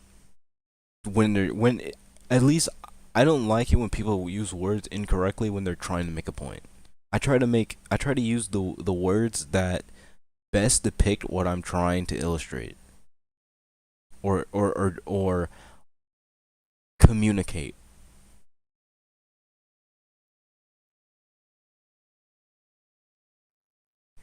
What I'm trying to define and describe.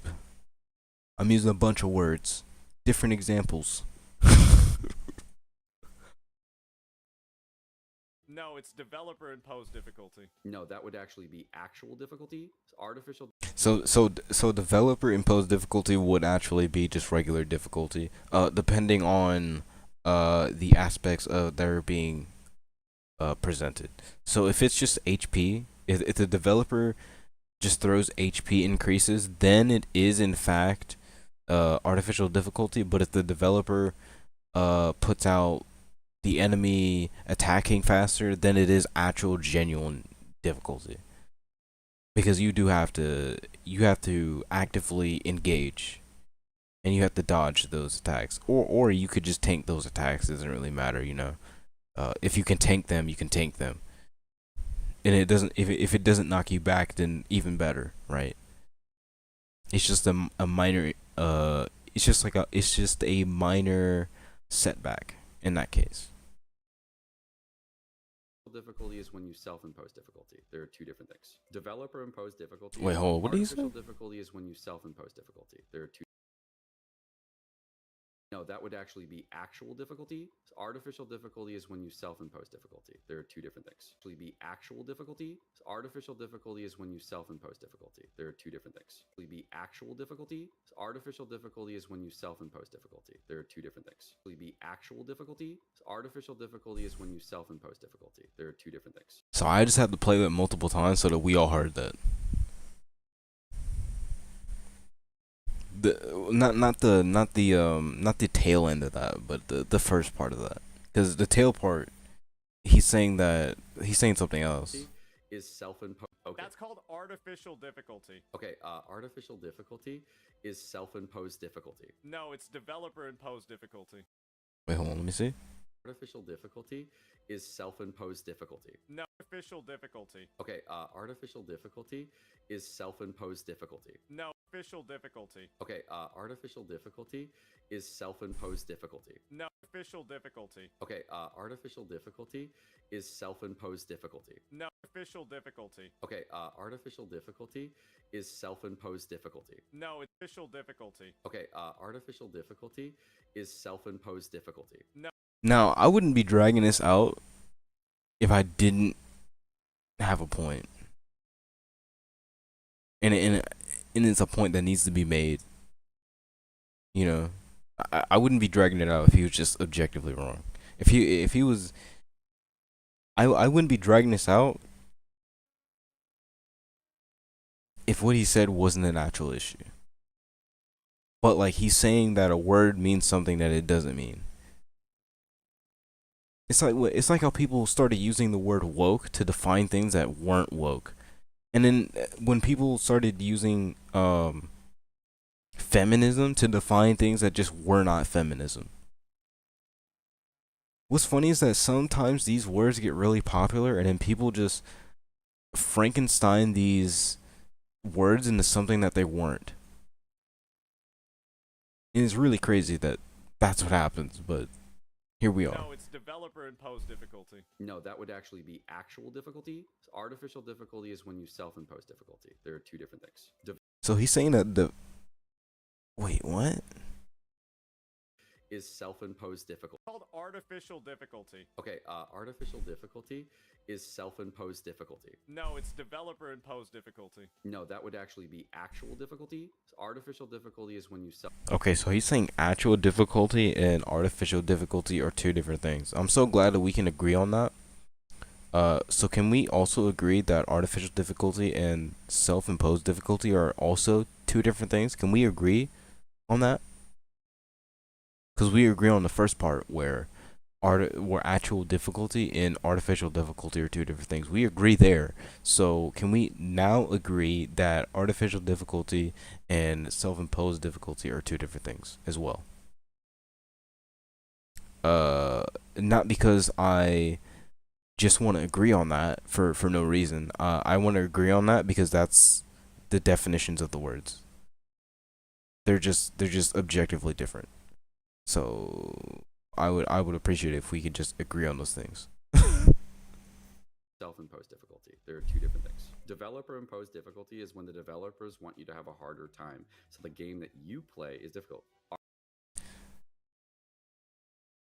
Developer imposed difficulty is when the developers want you to have a harder time. I don't even think that developer imposed difficulty per se should be a term at all. I don't think that should be a term. I think the proper term in that scenario specifically would be challenges. I think we already have a word for that, and the word is just challenges or levels, even. Artificial difficulty is when you put a restriction on yourself in order to have a harder time. Artificial difficulty is when you put a restriction on yourself in order to have a harder time. But those limitations are not externally imposed, but rather stem from within. But the word that's being referred here is, or the term that's being referred here is self-imposed difficulty, and it's not artificial difficulty. Again, I wouldn't be dragging this out if this if he wasn't bringing this up and being so stern about it, bro. Like I wouldn't be dragging it out like this if he just didn't do that. Because it's too easy. Is there like proof for this, or like is this like napkin definition? Is Merriam-Webster like is you got somebody from Merriam-Webster feeding you this? We'll look up artificial difficulty on your own, I guess. We'll look up artificial difficulty now, I guess. Okay. We'll look up artificial difficulty right now, I guess. Okay. I'll do that.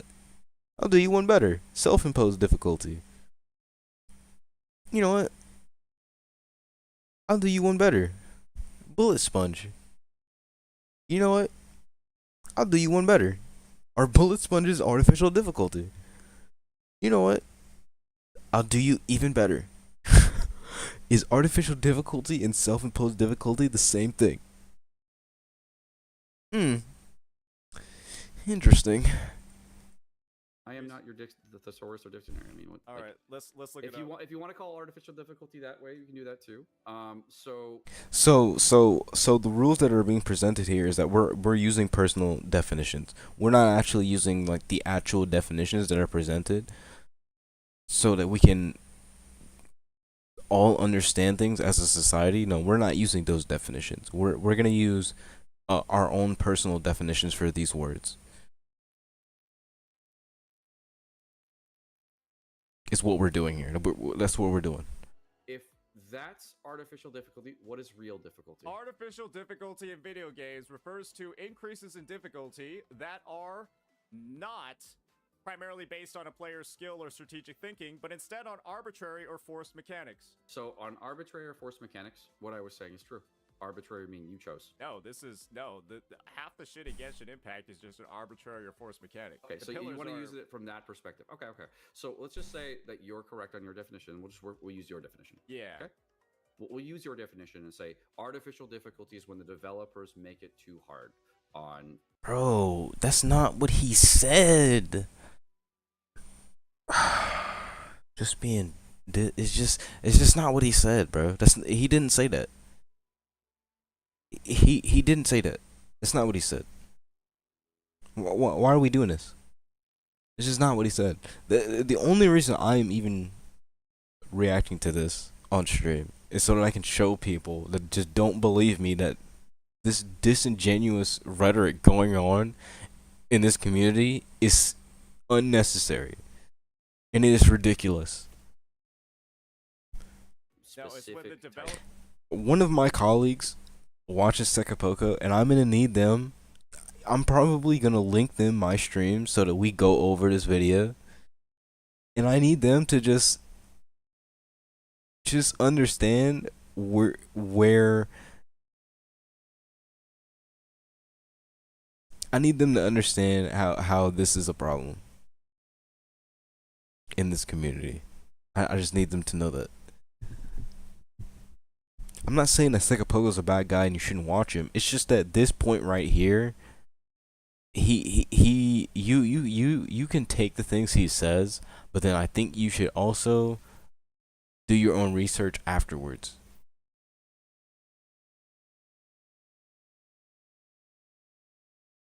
Cause he might be good for guides, sure, but like, bro, this is a bad take. This is just a bad take, my guy.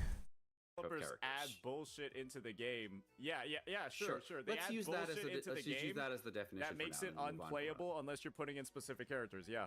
I already said sure. Let's move on. We can use your definition. Okay. So what? Okay, so this. Oh my god, bro. Yeah, we can use your definition, but this is the most common definition of what artificial difficulty is. It's the most common. When people in other video games say artificial difficulty, they usually are referring to arbitrary stat increases like HP. HP is the main one that keeps getting brought up. The enemy doesn't change, they just have way more HP than usual.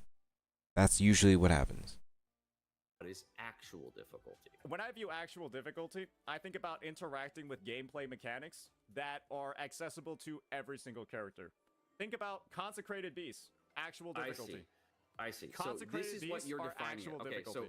so now we have agreed upon terms for your difficulty rating. So the difficulty. I just wish you would stop doing that, bro. Like, we have agreed to terms on what your definitions are.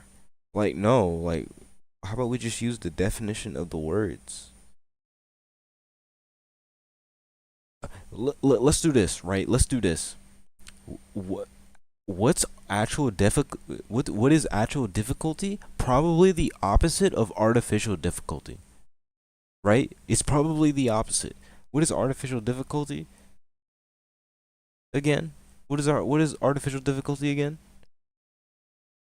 Right? It's right here. So it's probably the opposite of this. It's probably something that requires player skill and strategy. It's probably that. Like, come on, man. Difficulty rating of a game to you in definitions is a fight that anyone can do, and it's passable for any character.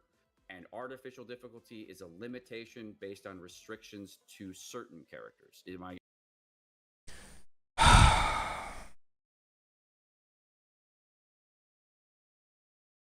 Actual difficulty is the opposite.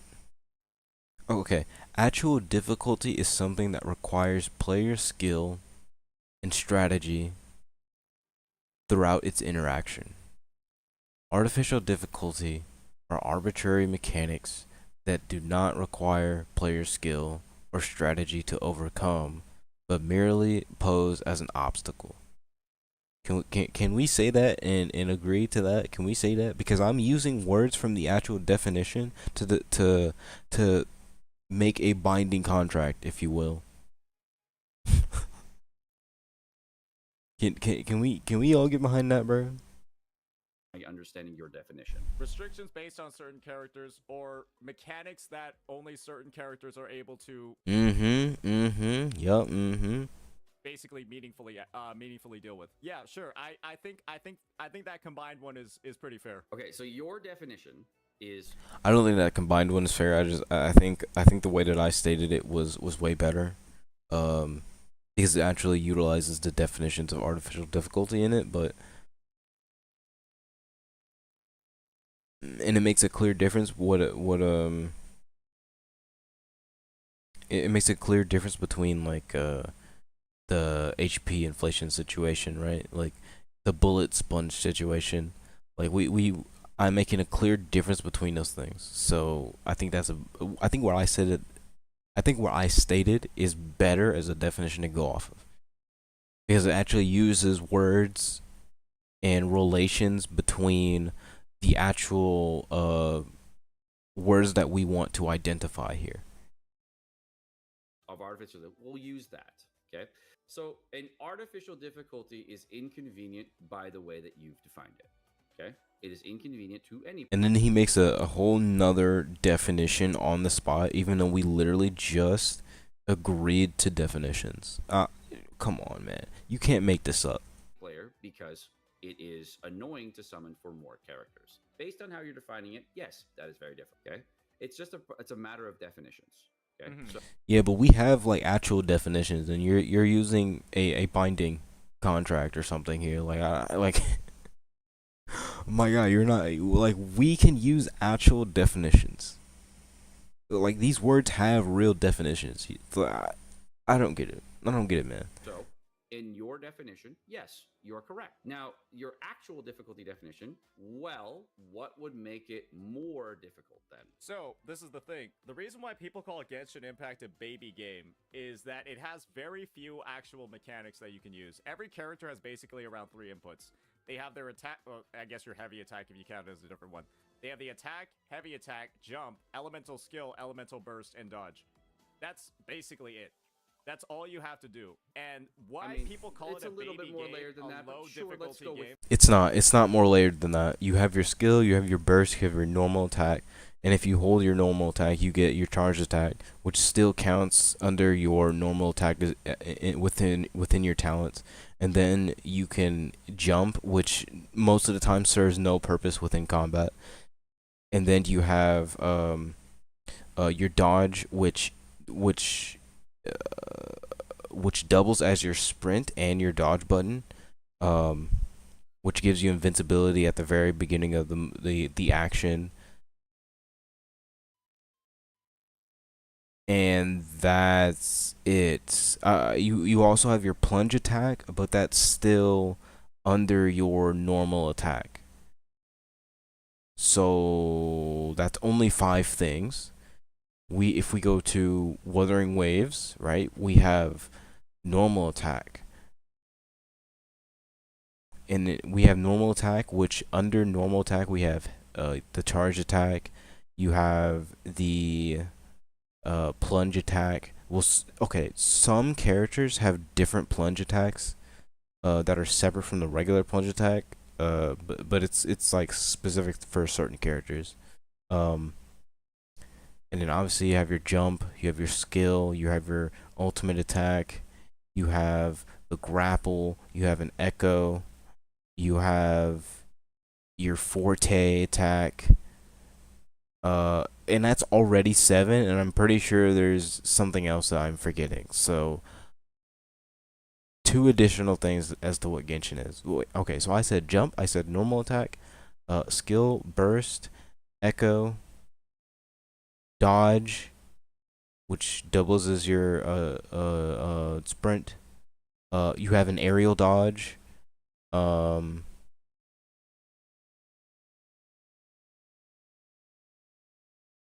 grapple.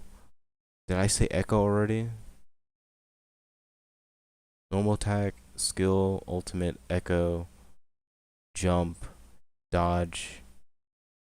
I guess I won't count aerial dodge as its own thing.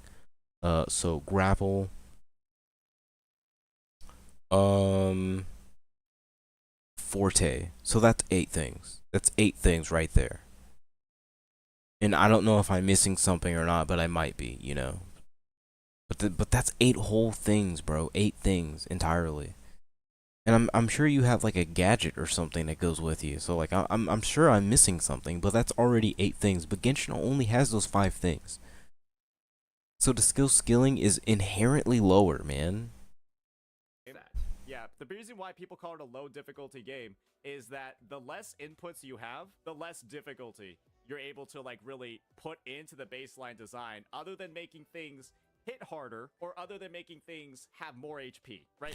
So in Smash Brothers, I hate to keep bringing up Smash Bros, but Smash Bros has a lot of depth because you have so many attacks that you can use. They do so many different things based on how you connect them with an opponent. And you have certain hitboxes that are stronger or weaker than others that have different utility, different purposes. The skill ceiling is up in the air, and there's a bunch of different characters that have a bunch of different attacks that do completely different things. And then there's attributes on top of that. We have the stun attribute, or rather the electric. No, stun is different. We have the stun attribute, we have the electric attribute, we have the fire attribute, we have the aura attribute. Like, there's a ton of different attributes in the game that makes everything different. So the skill ceiling is way up into the air. And then in Xenoblade Chronicles X, okay, you have a bunch of different arts, you have a bunch of different classes, bunch of different weapons, bunch of different characters, bunch of different skills, a bunch of different augments and well, I already said classes, scales. There's so many different things. The depth is absolutely crazy. Okay? And then in Breath of the Wild, you have, I'm gonna be honest, the skill ceiling in Breath of the Wild isn't that much higher than it is in Genshin, but it's still higher. You can, especially with the things you can do with stasis and the bombs and cryosis. There's so many things that you can do in that game. You know what? I take back what I said about the skill ceiling not being that much higher than it is in Genshin. At a baseline, I would say that in Breath of the Wild, people that don't start abusing all the mechanics that are available to you, those people might eventually hit their own kind of skill ceiling, but it's only because they are not going the next step into utilizing the tools that have been given to them. But in Genshin, you have all your tools right there, and that's all it is. And it never, none of it evolves.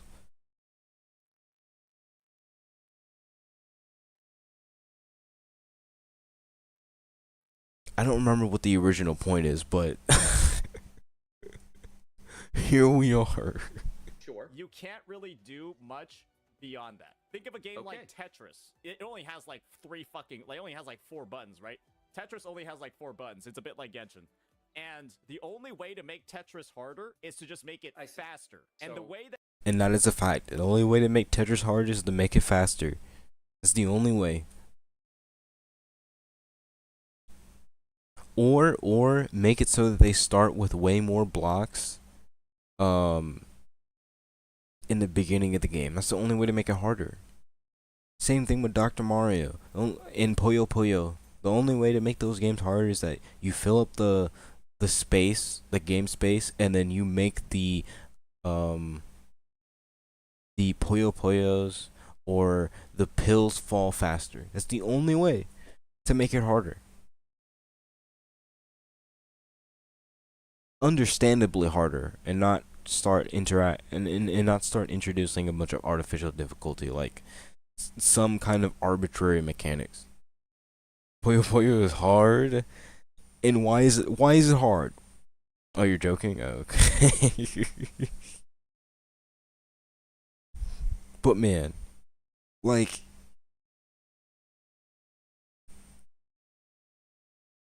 he just doesn't get it, bro. And it's so sad that he doesn't get it when it's just so blatant. that Genshin Impact deals with difficulty is they just make things have more HP or they deal more damage. And they refuse to put mechanics into the game that you can actually interact with meaningfully. Imagine. So what you want is the pacing of the game to be faster? No. Brother. These enemies, all they have is a bunch of inflated HP, and sometimes they have like a little bit more. They do a little bit more damage, right? But mostly all they have is just inflated HP. So, in order to fix your problem, you want the pace of the game to be faster, brother. Those aren't the same. Those aren't the same, my guy. Those are just not the same. You know how you would increase the pace of the game?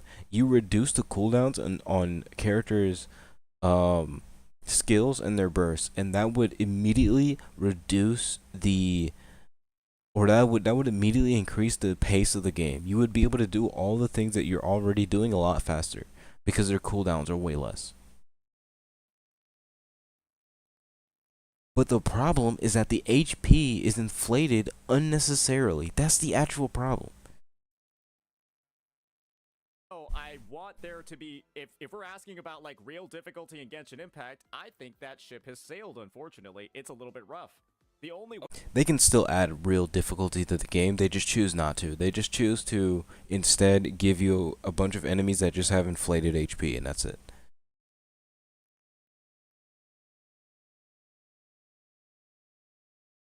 Genuinely. Like, that's all they do. way that they're able to add difficulty there's no is possibility of improvement. Or they give you a timer. They give you a timer to beat an enemy that has inflated HP. That's what they'll do. They'll either make you fight an enemy with inflated HP, or they'll put you under a timer to beat an enemy within a specific time, and that enemy has inflated HP. That's their difficulty in this game. in Genshin to the way that you would want it, and you are saying that everything they've done is artificial in forms of difficulty, and it's that's the not only okay. difficulty in the game is the character checks. That's it. Lectors, Okay, they're hard because they have shields. okay, so your I don't agree with that statement. I don't think the lectors are difficult because they have shields. I think they are difficult because they deal a lot of damage, and I mean that's really it. They deal a lot of damage and they attack frequently. And I think that's it. I think that's the only thing that makes them difficult. Once they do get the shield, they're not hard to beat. They just become an element check. And that's it. I think that the lectors are actually very balanced. Because you can't just delete them like all the other enemies in the game. It forces you to interact with the element system. I do like that. I think that's good design for those enemies anyway. I think that's like the peak design that Genshin can ever achieve for an enemy. To force you to interact with the elemental system, that is. Other than that, I think the enemies are kind of mid. But yeah. In terms of forcing you to interact with the elemental system, I think they are really well designed. Because you can deal damage to them, you can attack them at first, right? And then after you do enough damage, they go, okay, well, time for you to fight me with the element system, or utilizing the element system. So now you can't just hit me and then deal damage that way. You actually have to mix elements, because that's what this game is. This game is based on elemental reactions for its combat, and for you to just go the entire game without having to interact with the element system makes no sense, when the whole basis of this game is affixed to the element system. point of view is you don't like character checks and you don't like element checks. I'm gonna be honest, I don't think anyone likes character checks in any video game. I want to play whoever I want to play as, and that is the end all be all. If I want to play as Elma, I'm going to play as Elma. If I want to play as Mario, I'm going to play as Mario. If I want to play as King Dedede, or Marth, or Roy, or Shulk, or Ganondorf, or Donkey Kong, I'm going to play as those characters. And you can't tell me that I'm not allowed to play as those characters because I'm required to have this one character in order to play the game. That is absolutely absurd. I don't think anyone likes character checks.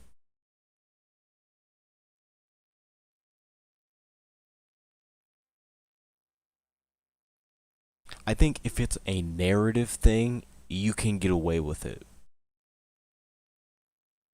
Like, for this mission, you need to bring Elma and Lynn because those two characters are involved in the story, so you have to bring them.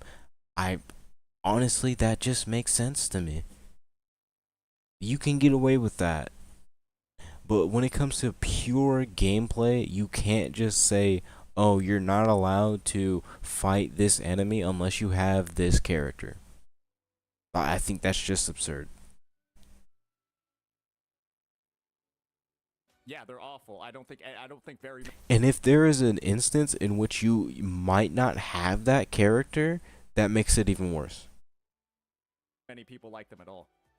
Okay, I don't like that shit in WoW. It's fucking annoying. I don't like element checks in WoW. It makes me So really the pissed only off. I'm like, elemental oh, fuck. check you have in WoW is that you have a damage. Now, I want you to keep in mind that in Wuthering Waves, there is no actual element check.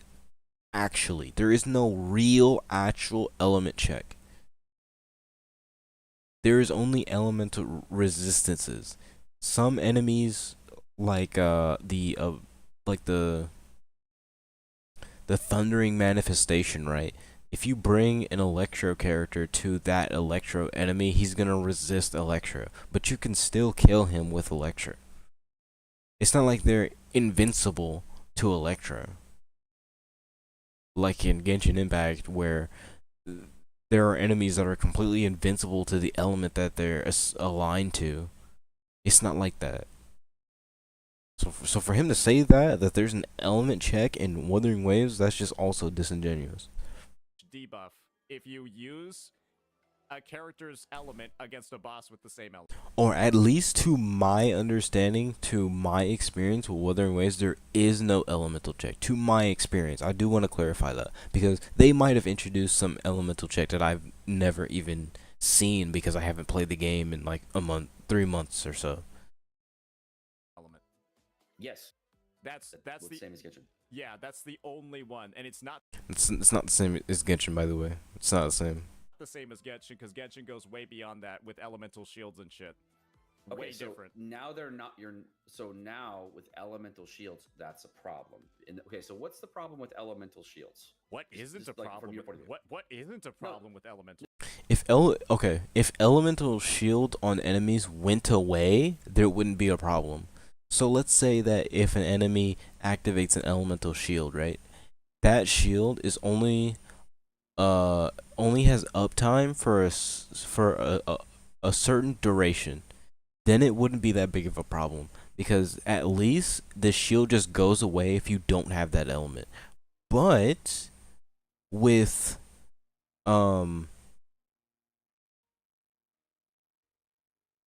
but instead, what they do is that once they get that shield, they just keep the shield, and then their resistance to any damage at all just skyrockets, and that's unnecessary.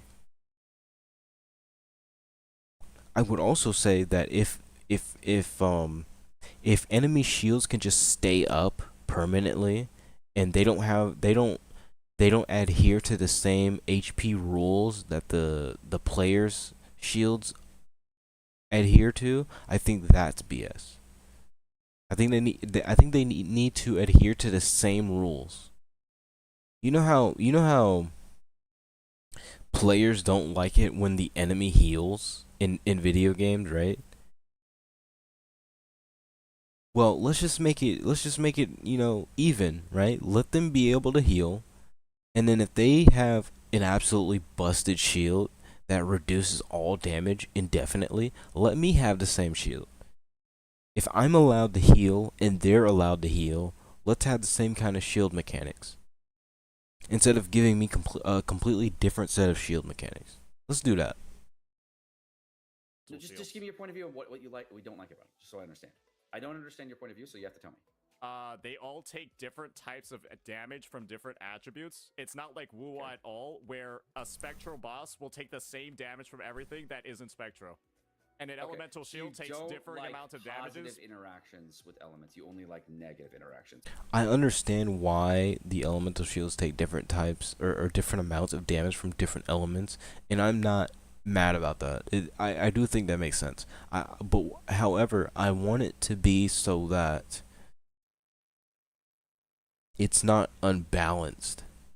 Let's say that there's an Electro shield, right? Pyro, Cryo, and Dendro all deal like 3 times damage to, or not even 3 times, just like 2 times. No. Yeah. Let's go with 2 times damage to the shield, and then the other elements deal. All other elements other than Electro deal 1 times damage or 1.5 times damage to the shield. And then if you have an Electro character, it does 1 times damage to the shield. If it worked like that, I feel it would be balanced, but it doesn't work like that. So, I think this is just a matter of balancing. That's all they need to do. With elements, and that's the only way it's fine. All right. Yeah, that feels way more balanced across the entire roster, and it doesn't feel like you need to shill a character.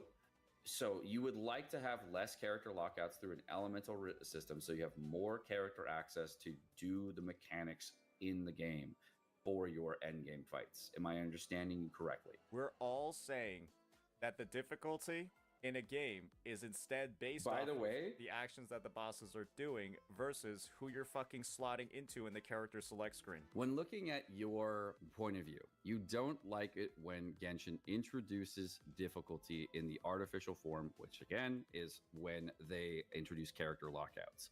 You don't like elemental shields because they feel too restrictive, and those types of restrictions aren't fun to play against. Okay, when it comes to combat, the entire reason that people liked the combat of Genshin Impact was the elemental system and the interesting interactions between elements. That was a fun experience for many people. It was a new, fun system. Now, Wuthering Waves is more based on aggressive combat with dodging and parrying at different times with feints and parries. Different systems in the game allow you to have different fun by using things in different ways. Wuthering Waves, however, is not really a team-oriented game, and Okay, I don't know where he's going with the previous point, but to say that Wuthering Waves isn't a team-oriented game is a questionable statement to make, especially when you have 3 characters per team. It's a very questionable thing to say. And then those characters all have synergies with one another. So I don't, brother, what are you talking about? Like you're just wrong. You're just wrong. it's more of a skill check versus different bosses. So instead of having a character, Wait, it's more of a skill check? So you're saying that it's more of a skill check. So does that not imply that Genshin is less of a skill check? Does that not imply that? Because I'm pretty sure you said the exact words. It has more of a skill check. Yeah. there's a skill check in order to learn specific bosses mechanics. Each game has its merits when it comes to how you can have fun in the games. And each game can be made easier by either spending more money or by getting better at the game and using the right characters. For example, if I was using Brant in order to beat content, I can beat content easier I can with Brant solo than I can with Changli solo. Why? Because Brant got a shield and a heal, and that makes it easier for holograms. Okay? It's fine to do that. However, if I wanted to have a much harder time and learn every last thing and every last dodge, I would use Changli and try to beat it, okay? Or I can use Danjin. There are different ways of doing the same thing. Now, each fight has its different types of difficulties. One is character check, which you don't like, and one is a skill check, which a lot of other people don't like. Some people don't like doing a just dodge check. Some people like doing a character check and team composition creation check. They like creating different fun teams to get through content and liking to see the efforts of Okay, team comp, playing different team compositions and having a character check or locking out certain characters from being played kind of goes against one another. Like if you're bringing team compositions, you're figuring out what characters would be fun in that team and what characters would be efficient in that team. But let's say that Bennett is one of the best characters for your team, right? For a majority of the teams, right? But you can't bring Bennett because he's locked out, or the enemy makes it so that, I don't know, something stupid like Bennett just doesn't function or something, right? Like, does that not go against team composition? Right? Like, does it not inherently go against that? Because I'm almost certain it does. A lot of different characters interact in different ways. Whereas in Yeah. Wuthering Waves, the most difficult content is oriented around your ability to dodge and parry at the right time. It is just a I mean, you don't have to do that. Also, you still have to do that in Genshin too. So I don't. You get a benefit from dodging and parrying in Wuthering Waves. You get a benefit, but like in Genshin, you can do dodges, and then you can just spam your attacks and skills and abuse iframes. Like, I mean, it's not that different as the gameplay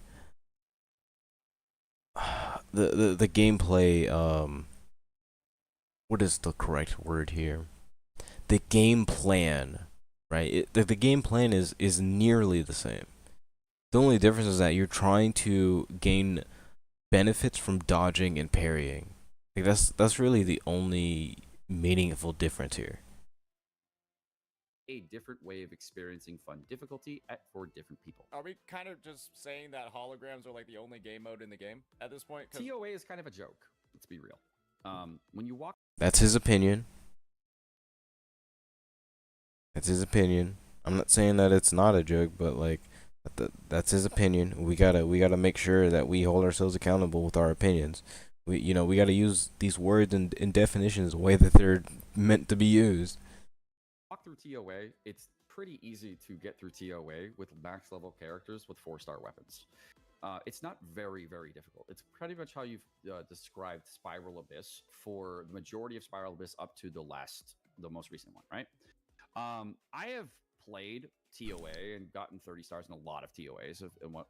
I don't think Tower of Adversity has a ton of HP inflation like Genshin does, because Genshin has like 3 times the HP increase from the last main version.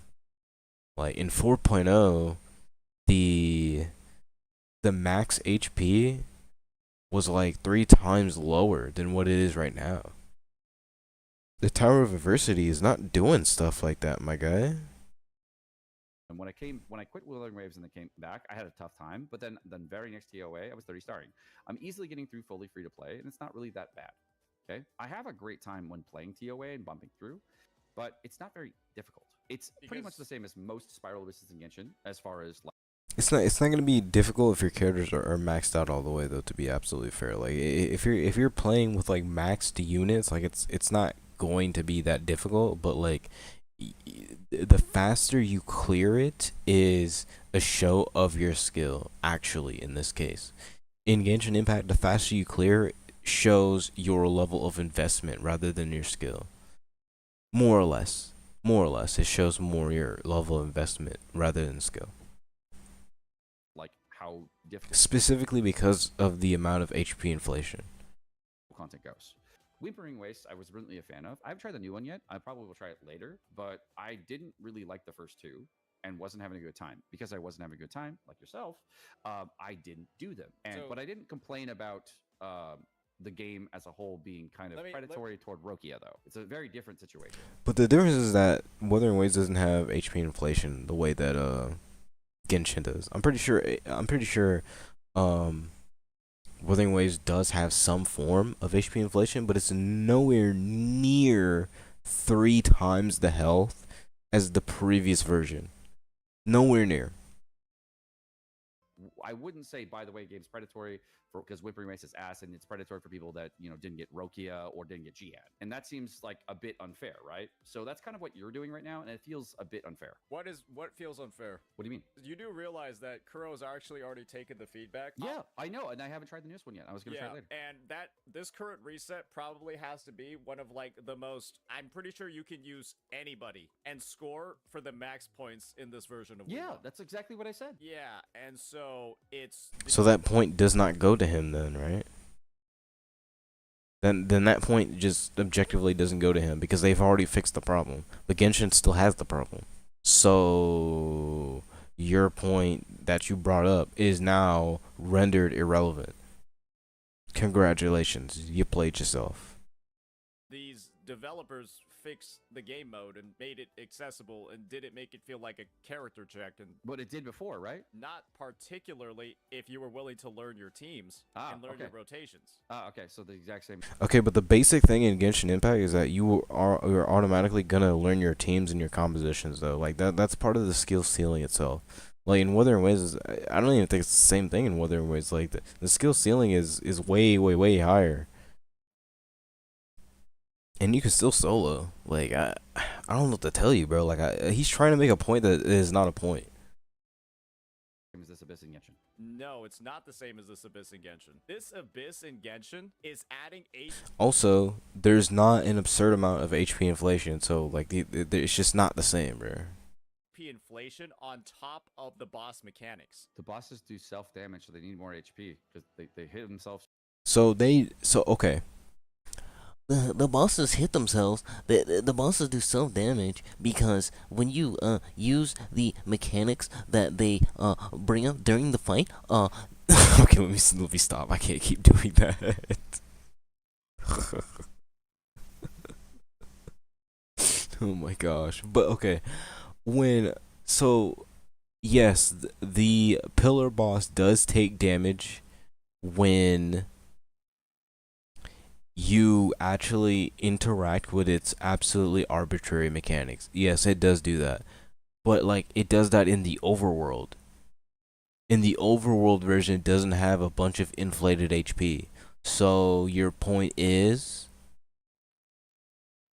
Tell me exactly what your point is here. Because from what I can tell, your point that you're bringing up is actually meaningless.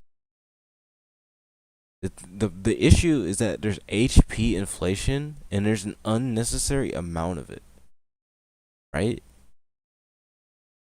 And you're saying, oh, well, it has to have HP inflation because it self-damages, because it damages itself when you interact with its mechanics. It's like, my guy,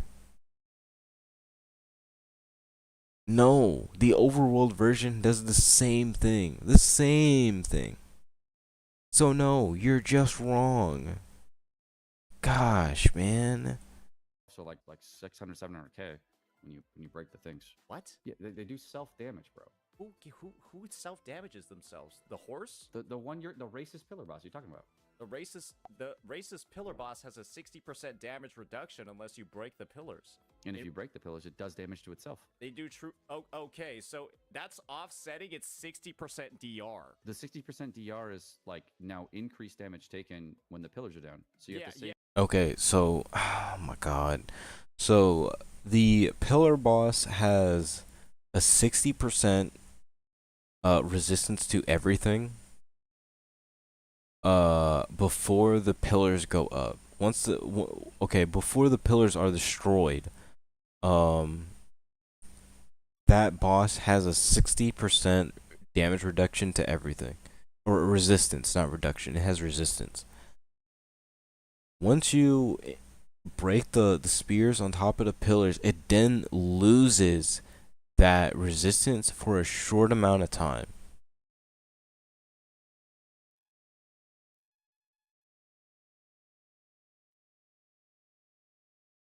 And then it does a little bit of damage to itself because it overloaded the cannon, right? It's just that the points that he's making are just disingenuous. Cause they don't really matter. The points that he's making anyway. Yeah, so I'm pretty sure the true damage, if it does deal damage, is offsetting the fact that the boss was taking 60% had 60% reduction before. Okay, so if I'm fighting Hakate and I'm trying to do, and that does make sense. Like if it had a reduction beforehand and it was like, essentially it had like painkillers in this instance, right? And then you remove the effects of the painkillers and now it's all of a sudden feeling all that pain. Yeah, I get that. DPS on Hakate. Mechanically, I think that makes sense. Hakate when she's doing her bitch spin movement thing, and I die because I'm trying to do damage at the wrong time. How is that different than the 60% damage reduction? I die because I attack at the wrong time versus the boss takes You're just doing DPS The boss takes additional damage because I took away its damage resistance. Let me make sure I had that correct. on Hatake when she's doing her bitch spin movement thing, and I die because I'm trying to do damage at the wrong time. How is that different than the 60% I die because I do damage at the wrong time damage reduction? You're just doing versus a 60% damage reduction. And he's saying what exactly? DPS on Hatake when she's doing her bitch spin movement thing, and I die because I'm trying to do damage at the wrong time. How is that different than the 60% damage reduction? Okay, me dying because I tried to do damage at the wrong time, how is that different from a 60% damage resistance? That's what he said. He said, how is that different from me dying by trying to attack at the wrong time or trying to do damage at the wrong time? Let's go back. Because maybe I'm saying it a little bit wrong, right? Do DPS on Hatake when she's doing her bitch spin movement thing, and I die because I'm trying to do damage at the wrong time. I die because I'm trying to do damage at the wrong time. How is that different than the 60% damage reduction? How is that different from a 60% damage reduction? By the way, it's damage resistance. I don't know why he keeps saying reduction. It's damage resistance. It's not outright reduction. But we'll say reduction because that's what he said. How is me dying at the wrong time? Wait, okay. Let me get that first part again. So the second part is 60% damage reduction. I'm trying to do DPS on Hatake when she's doing her bitch spin movement thing, and I die because I'm trying to do damage at the wrong time. I die because I'm trying to do damage at the wrong time. How is that different than a 60% damage reduction?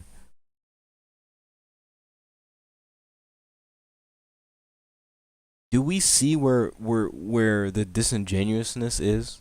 Do we see it? Are we all understanding where he's being just massively disingenuous? Do we all see that?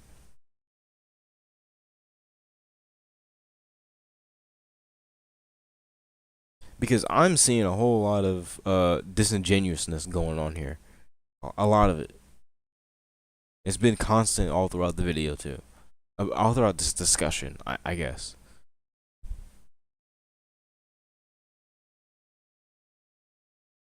How is 60% damage reduction different than me dying because I'm trying to do damage at the wrong time? That is verbatim.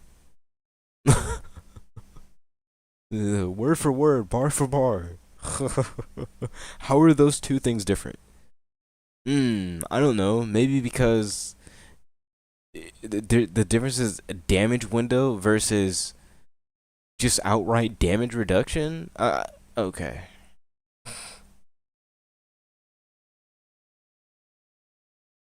How is that different than the 60% damage reduction?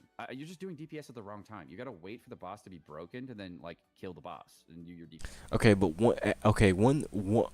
in one scenario, you doing damage at the wrong time results in your immediate destruction, and the other one is your damage output simply isn't as effective. That's the difference. If we really want to do this, that's the difference. The one difference is you get bodied because you attacked at the wrong time. Right? You get packed up and sent back to Mexico. Okay, maybe this is a bad time for me to make a joke like that. Holy. You get packed up and got sent back to Mexico is wild. Oh my god. But yeah, you get bodied because you attacked at the wrong time versus the amount of your damage output being obfuscated just a little bit, or not just a little bit, but your damage output being less effective. Like I don't know, man. I don't know, man. And what's interesting about this is that you are expected to continuously attack the boss anyway, because you have to attack it in Night Soul's blessing state to initiate the attack or the action where the boss brings up the pillars so that you can put it into its stun state where it doesn't have this damage reduction anymore. Like, my guy, come on, bro. It's not that you're attacking at the wrong time. You still have to attack the enemy. You either have to attack the enemy so that it enters that, so that it can potentially enter that stun state, faster, or you wait an even longer amount of time so you can interact with the pillars and put it in its stun state for like 3 seconds, and then it gets back up, and it immediately has its damage reduction back. Anyway, so I don't get it, bro. I don't get it. You still have to attack the enemy regardless. DPS window. Yeah, It's just a different Hikari timing. is not in time limited content. Yeah, it is. Yeah, that's not time limited for longer. rewards content like TOA or Spiral Abyss. Okay, so let's just say I like how he made that point, and he's like, okay, well, I'm not gonna go any further on that because it seems like I've lost that point, so I'm just gonna move on to the next point. That's crazy. that you are doing an easier boss. Let's just say Dragon of Dirge or something, and they put that in the TOA. Mm-hmm. Wouldn't you want to focus your time on the DPS when the enemy's broken? The bosses don't particularly take additional Yeah, okay. He's saying the thing that I was about to say. damage when they're broken. They simply become They do though. immobile. Yeah, so then you can do your DPS when they're immobile. Yeah, and you they can don't also dodge you deal or your run D- away. But they don't take additional damage, is what he's saying. They don't take any additional damage. They don't have any damage reduction. They just don't move for a little bit. They've been toppled in They've been staggered and toppled for a little bit, and then they get up. It's literally the same thing in Genshin where you hit the stupid spears on top of the dumb pillars, and then the enemy is stunned. And then you can just do damage. The only difference is that the enemy doesn't gain a 60% damage reduction when it gets up from being stunned. It just simply goes back to attacking you again. Like, my guy, it's just disingenuous. It's just disingenuous. DPS window while the boss is moving too. Or you can get interrupted in the middle of a branch anchor and fly away from the enemy. You And could go, also why are you just- fucking dodging my anchor, bro? Yeah, you could also just swap cancel off a Brandt's anchor so it's guaranteed to hit. Yeah, so you can get better at the game so that you actually have the mechanics work for you. Yeah, and that So that's a skill thing. Okay, so what he just said was a skill thing, but climbing up a pillar is not a skill thing. My guy, you mean to tell me he's trying to tell me that simply climbing a pillar is a skill check? That's what that's what this is boiling down to. That's not what he said, but that's what it's boiling down to. That climbing the pillar is inevitably just going to end up being a skill check, which is a ridiculous sentiment to come to. that's all doing it just based off the enemy in the fight versus me pulling a character, right, that specifically says immune to Dragon of Dirge's attacks, like how Jalonen is just immune to the pillars because she just runs up them and fucking breaks them immediately. I mean, there's another way of actually. Do you know that you don't even need to break the pillars? There are people that wallet warrior their way through it without. Oh my gosh. And then he's talking about the people that have an obtuse amount of investment into the characters. Oh my gosh. If average players, if average players want to efficiently beat that boss, they're gonna have to interact with the stupid pillars.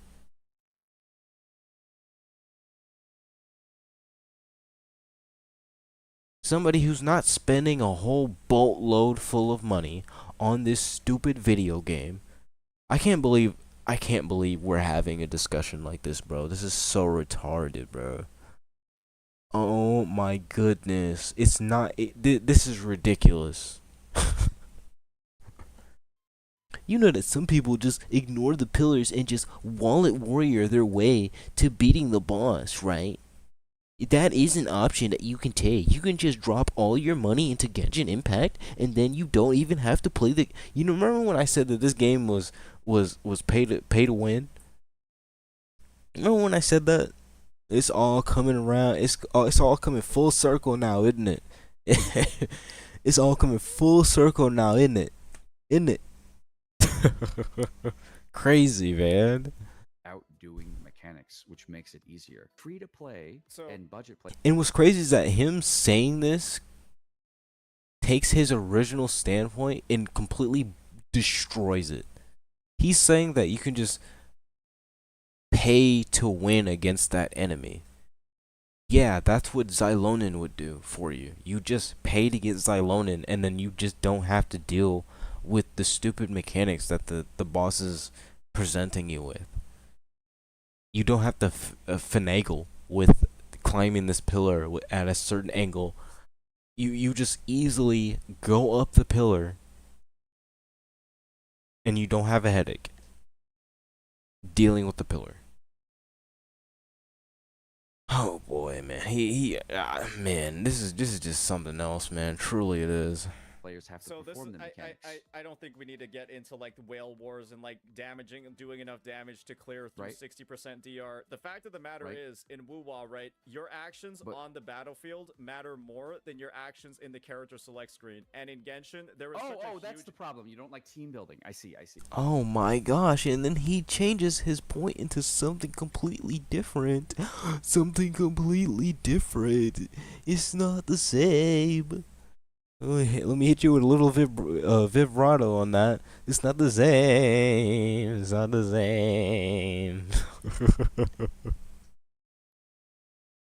Oh my, okay. So if somebody says your actions on the battlefield mean a lot more than your actions in the character selection screen, that means that you have the skill in order to deal with the upcoming challenge, rather than just picking a character that completely cheeses the upcoming challenge.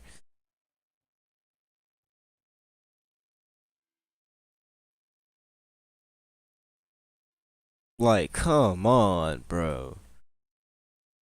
This is a okay, I can't bring Smash Bros into this again as a comparison, but like, let's say you bring Meta Knight, let's say we bring Brawl Meta Knight and we put him against Brawl Ganondorf. Who do you think is gonna win that fight? Because guess what? It doesn't even matter. Well, I mean, I guess it does matter still because it's Smash Brothers and it's not a bunch of arbitrary mechanics that are involved here, but to a degree it matters more that you picked a Meta Knight versus Ganondorf rather than the Meta Knight just being overtuned and in battle, right?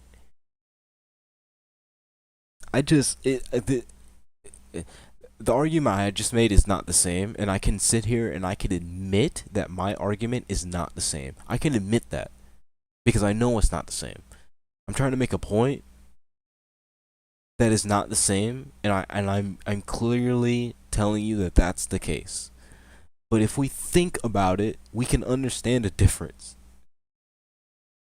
Ah, man. Team building. No, that's not even close to what I was saying. It's literally that. Like, I don't even know where team building came from. Your actions in the battlefield. Your You actions. said the character select screen, which is the team building section. No, we're talking. Which is the oh my gosh, the character select screen is not mutually exclusive to team building. Holy, like team composition is not mutually exclusive to the content of the character selection screen. It's not. You pick the character you want to play, and then boom, you play that character. You pick a team you want to play, and boom, you pick those teams. Team composition has to do more with you understanding the synergies between those characters. You can do both, to be fair. You can do both, but they are not mutually exclusive. Like, come on, bro. Talking about the character select screen in terms of fucking Jalonin being an absolute way easier experience, way more simple experience, basically not a pain in the ass against that boss. because she just walks up the pillar. That's see. what we're saying. And I I see. think at this point, right, the fact that we're conflating And then he says, "I see," but I'm certain he's gonna say something that makes it clear that he did not see. it all the way to team building, and that I simply don't want to build a roster, and that I guess we're leading into the whole Oonga Boonga thing. I feel like this is kind of just making the case, right, that I think we're just going around in circles right now, to be honest. Okay, right? so what you don't like is to build. Remember when he said that I see? Remember when he said that? Okay, so let's see if he really sees. Let's see if he's got that 20/20 vision. Let's see if he's got the Monado. Let's see it. Build the correct team for the fights, no matter what team it would be not for the which team, character. the right unit And- for the fight. All right. Well, he did not see. He did not, in fact, have the Monado. He is not a Monado boy. Okay. He is banned. All right. He's not allowed. Because that unit is the one being shilled on banner. So you don't want to get Shallonen. Promoted on banner. I don't want to feel I like don't I'm own being Shallonen forced on my into free-to-play using account, and I specific have units 5 against the different boss teams that are getting mechanic. through it. And then he's just talking over him, and he's not listening to what he's saying. He's trying to explain himself, but he's just not listening. Great job, Sekapoko. You've done a great job of just ignoring him. Great job. Really easily. I even did a clear on it with no not long characters and just older characters on a free-to-play account. So this is the Now- thing. So this Now, is the and now I'm not allowed to do that. So like the problem is you don't like difficulty that's based upon team compositions. He doesn't like difficulty that's based upon arbitrary mechanics. Oh my gosh. Oh my gosh. Oh my gosh. I can't believe it. I can't even believe it, bro. I actually just straight up can't believe it. Genuinely, I can't believe it at all. This is absurd. This is absolutely absurd, bro. I can't believe it. How many times have we went over this? I feel like it's been plenty of times now. Genuinely, I feel like it's been plenty of times that we've gone over this. I just don't get it. How can you not understand by this point? You like difficulty that's based upon dodging and parrying in a fight.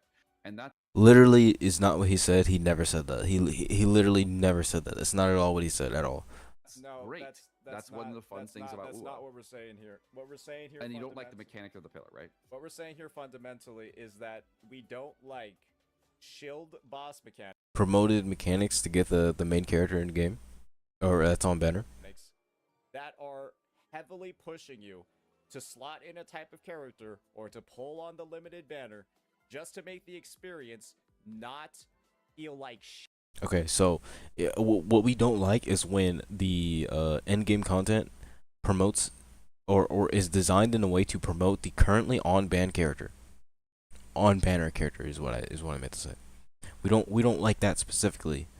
When the end game content promotes getting the on banner character to use their specific mechanics to make it easier to play the end game content. That's what we don't like. I'm trying to say things like this instead of saying shield and BS to avoid people just not understanding. shit. The experience at a baseline feels like fucking garbage unless you pull these units.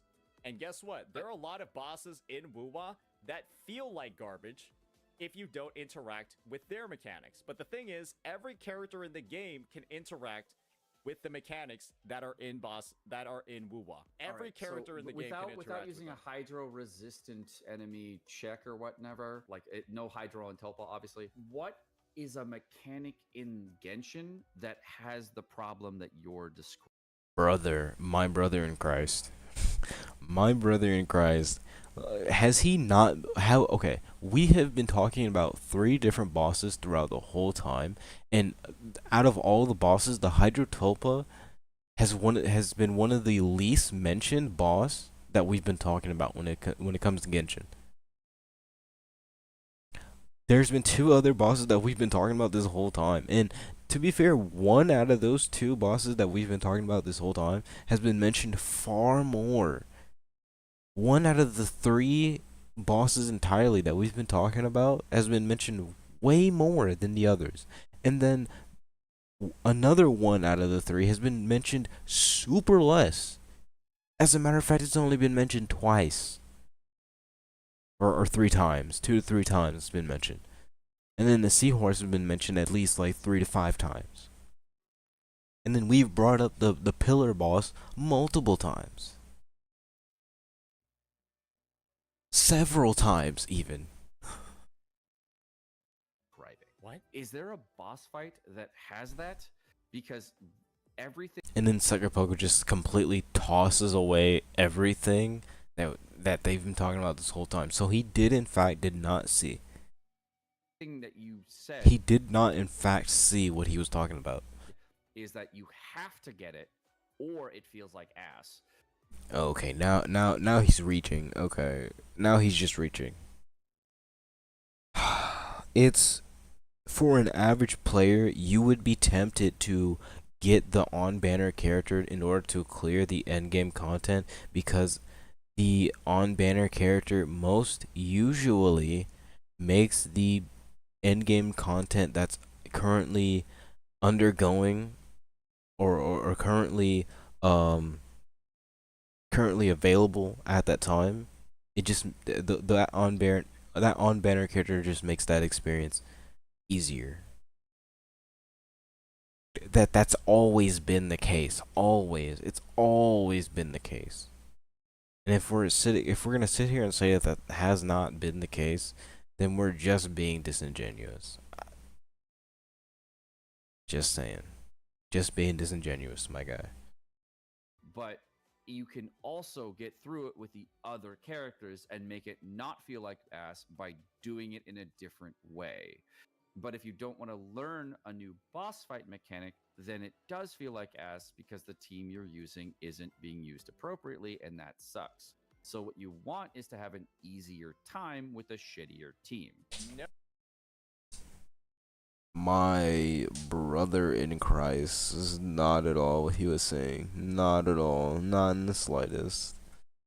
And at this point, I'm starting to get a headache from what he's saying, cause holy, like, for you to take the points that he's been making this whole time, and for you to turn them into something that it was never the case to begin with,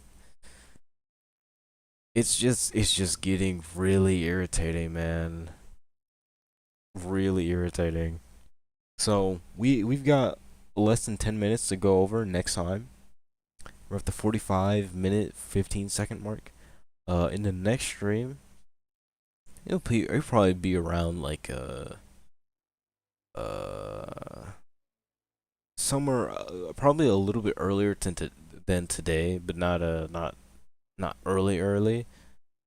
But yeah, we'll come back to this tomorrow, because holy, there's only 10 more minutes to go, and then after that I think we're good. So I will catch you guys in the next one. I hope we all learned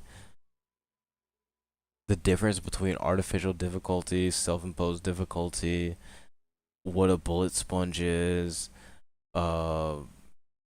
if bullet sponges are considered artificial difficulty or not. I hope we've all at least had an educational experience as to what these things are and aren't.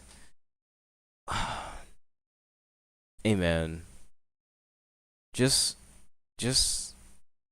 pay attention to words and their definitions and use those words the way that they are actually defined. Please, let's do that. I think the world would be a better place if we just used actual terminology. We actually use the words that we mean. Oh man, I'm getting out of here.